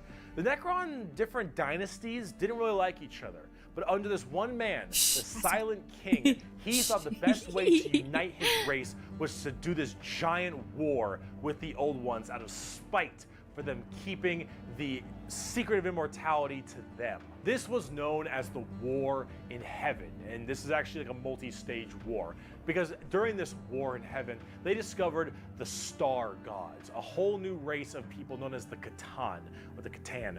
These Star Gods were Will you also watch very Dawn much of like old War ones, almost trailer? omnipotent beings, Dawn and of they War too 3. It's had really the key to cool. Only 3 immortality. minutes and so long. the Necrons went to them and Oh. said, hey, Well, can you we'll need help to us get approval fight from off Manager the Son, Old so Ones? maybe in the Can you next help us kill reaction these stream, old ones? we You, can do the like Catan, and the trailer Catan say reactions. yes. And in fact, we can help provide you with And the I think immortality you so Elena and desperately Asha are seek. also So the planning to do Silent some King of the reaction streams, Necrons but I'm not decides to sure make a what pact with the I Catan think maybe to allow Elden them to Ring lores accept for this Elena, generous and gift then of immortality Asha would upon be them. like But Dark this, of Souls, course, or had maybe been a horrendous something else. trap, I'm not and sure. the Necrons were dragged in chains. You know what? It's It's making me nervous seeing where their flesh 50 was plus stripped from viewers them, on my replaced stream. with Like, nothing but a metal we've hollow reached this shell before, as but their not like souls were ripped almost from their body consistent and fed to for the whole Catan. stream. And the Catan fattened So I'm up. kinda, They got chunk on the souls of the Necrons. As this was their plan all Okay, along, that's they good. That's consumed good. the We went down to flesh 49. and souls of the Necron tier and turned them all into unwilling robotic slaves just to serve their will. And then, with their new-founded Necron army, they pointed their guns at the old ones, and the Catan continued their domination of the stars and their genocide, complete and full genocide of these old ones. The old ones did their best to stave it off. They even created other races, the Eldari and the Orcs, to try to fight off the horrifying Necron army and the Catan. You never made the game, But just the there was trailer. La la la absolutely la no la. possible chance for them. And the old ones were absolutely extinguished across the galaxy. La la la Their la. entire race completely removed. Full-on 100% genocide. However, during all this, the Catan, so just infatuated with their victory, started fighting each other for fun, for sport, and for small differences. Doesn't matter. The Catan, with these overpowered people, they're going to eventually hit each other at some point. And as they began just menially fighting each other, the Eldari and the Orcs actually started pushing on the Catan's borders a little bit, giving them a little bit of a run for their money. And as this continued, this is when the Silent King, who retained his consciousness, decided to leap into action and start a full-scale revolt against their Catan masters. And this revolt was bloody, as the entire Necron army was surged off to destroy these star gods. They were able to, just after suffering horrendous losses, were able to turn the tide of the war. And they took these Catan and they blasted them. Because as these star gods are unkillable, they were able to break them into thousands of shards and entrap them in giant stasis vaults to now actually be slaves to the Necrons. And with the Necrons having the entirety of their old gods enslaved to them, they realized that soon their race was about to be attacked by the overcoming new races, the Eldari and the Orcs. And so what they did is they retreated into giant stasis tombs in order to preserve their energy and their strength for when one day they would be reawakened and they would be able to rule the galaxy that was rightfully theirs. And then some dingus Adeptus Mechanicus guy diddled with a green console, Stripey. and now the Necrons I kind of remember are back, that. and they see all these primitive races on their lawns, and they think, get the fuck off of it. The Necrons are back, super advanced, and they are here to reclaim the galaxy that they so rightfully believe is theirs. Now, on a tabletop, they're a lot like that. Tons of undead Egyptian skeleton robots that when they die, they just get right back up because they keep on reanimating. Hard to kill, tons of crazy stuff. You can use the Catan themselves as units to fight with. Deadpool. It's pretty cool. Deadpool. The Necrons are one of the three major events Very in 40K. sus. The Horus Heresy, the Fall of the Eldar, and the Awakening of the Necrons are all pretty substantial events. And the Necrons themselves are pretty dang cool as well. Here's a good quote from a wonderful Dawn of War game. Lucky creatures, as long last you have found the tranquility of death. I was like you once, clinging to life and blind to the truth. When I uncovered the truth, I too shuddered and paled with fear. Deep in these catacombs, I was remade. Here, my brethren slumbered for eons while the living grew like weed. My Lord knew this day would come. He had plans for us all. We would purge this world once more. So come, poor victims of life. We will grant you tranquility in these crypts. Kronos will be a tomb world once more. Necrons are also pretty smug. Trazen the Infinite especially, a little dickhead. But speaking of dickheads, last race, let's talk the Tau. Okay. The exact formation of the Wait, Tau why- Empire what- is what? not What entirely is this? understood. However, a long time ago, It's many in a thousands book. of years ago, Reading Rainbow. in the What? 40K world, that is, some Stupid Imperial schmexy navigation vessels Necrons, were what? going around through different areas, and they saw a primitive race Shush, that's blue off. people smacking each other with sticks and stones. They thought, nah. Sticks Dumb and stones. Xenos race, who gives a shit, and they bailed. Then this giant warp storm occurred right in that major area, unable to be breached. Then, once that warp storm 6,000 years later subsided, hello, those little sticks. Well, they decided to actually have no war of any kind and all just unite together under one flag of the Tau Empire. And now they have gigantic starships and Gundam robots and lasers and railguns and mechs, and they are here to ruin your day for the greater good. That is generally the Tau Empire. They have this kind of feeling of this Good night, homogeneous group. Freeman. All species Sleep can tight, go underneath mama. the banner of the greater Jokingly good. referred The to greater as good is their weebs, idea of the weebs, fundamental increase even and help of all. if In fact, that's they more are so most likely the craft like the world. Covenant in Halo, where they have the overarching prophets, being the ethereals, who are actually kind of dicks. Hello and there, like Ben. To pull at strings a little Good bit. night but to then you you. have all these different races directly underneath them, and they all work together in this big group as this large, foreboding race that tries to spread their weirdly pseudo-religious influence across the galaxy. The alien is not intrinsically evil. Do not hate him. Pity him, his ignorance. Seek to understand his differences and equate him with his inadequacies. Only then will he accept his place in the greater good. That is generally the Tau. And if you're kind of wondering like what their mainly big shtick is, well, they're all about big robots and mechs. They have laser rifles and rail guns. They got giant mechs with tons of missile pods and heavy rail rifles and rail guns and burst cannons and ion accelerators and void shields and all this stuff. And that is generally what the Tau's all about. But you're probably thinking, Bricky, this doesn't sound that evil. This doesn't sound very grim, dark Warhammer. And you'd be right. The Tau Empire really don't have that much of a horrifying, grim, dark style like everybody else. They're much more younger, new age thing. In fact, they're probably a lot less evil and a lot even better than they are now back in the day, because they like to have The only big badass giant Tau faction. is But a lot of Commander us Farsight, who and really like the he's dark, probably their depressing Horus. style of Warhammer didn't really like it that I much. see. So, see, the Tau get a lot of hate, and a lot of that hate isn't necessarily unjustified. It's mainly from a tabletop perspective, but as you can see from all the visuals I've shown you recently, they don't really fit in the 40K universe very well. They lack that They're very super modern. dark, dramatic, kind of high gothic level the Imperium has. They don't have the weird kind of like grungy stuff that Chaos or say the Orcs do. And the Necrons and the Eldar have their own specific style as well. The Tau really do look like something out of Gundam. And while it isn't necessarily a Sexy bad legs. thing, it does definitely not fit too well. There's that. There's also the tabletop problem.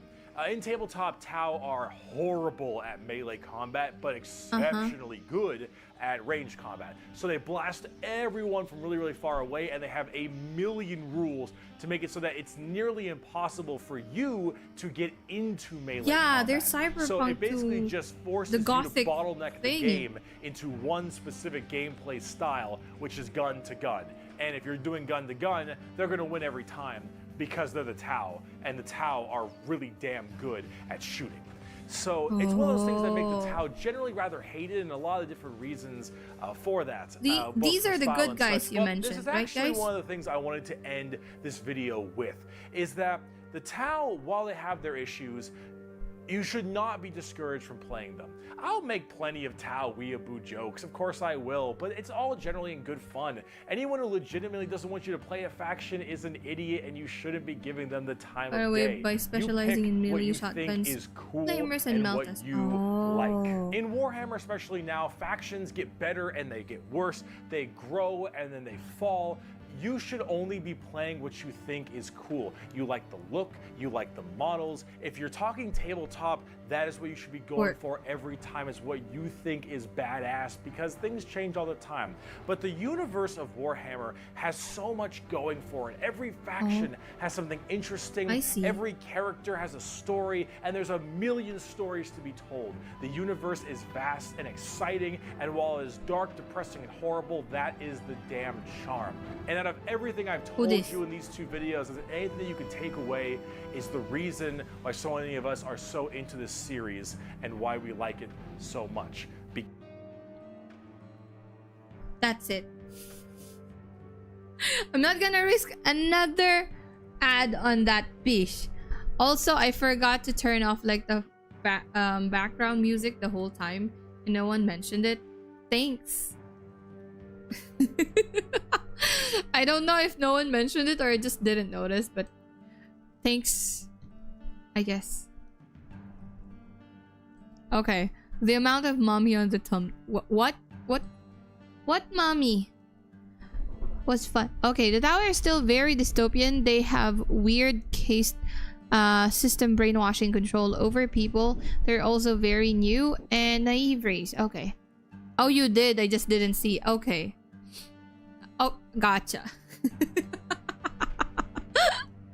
I'm so sorry for blaming you all, I guess. Okay. So, excuse me. We have definitely a lot of new subs tonight.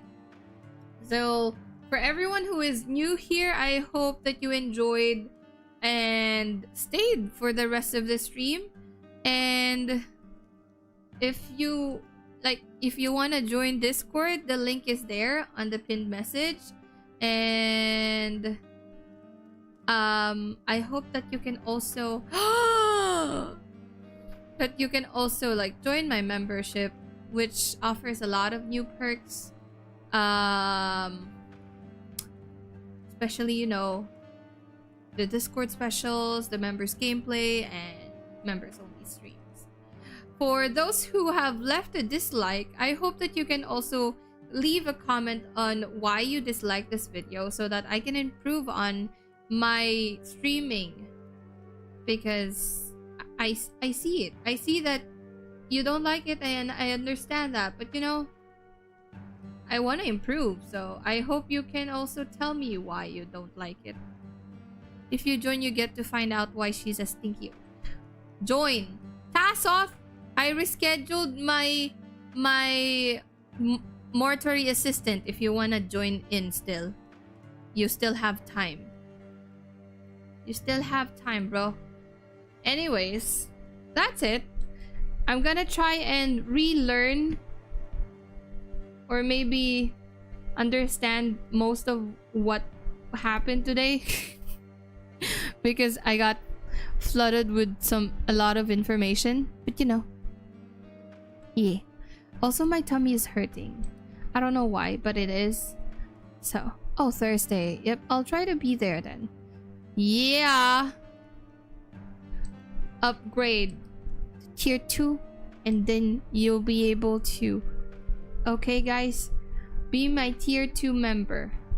I'm not gonna force you to be a tier 4 or Ash assistant. Wait, what you going to do with that staff, Kay? I'm gonna bonk you with it. I'm joking. So yeah, that is it for tonight. Thank you so much, guys. I love you all, and see you tonight, because it is already 2 in the morning. Wait, let's see. Do we have anyone we can redirect to? Octavio? No. Hakos? Oh, Hakos is streaming near Automata. Holy shiz. Anyways, no. Only Asha can poke us. Did I say I was gonna poke you? I said I was gonna bonk you. Is Elena still streaming? I think not. I think she ended quite early because she said she was gonna rest. Oh, you want me to bonk you, Sito? Are you sure about that? Are you really sure? Iris is streaming Warhammer if you want to keep on subject. Wait, Who is that? Give me a sec. Iris who? Let's see.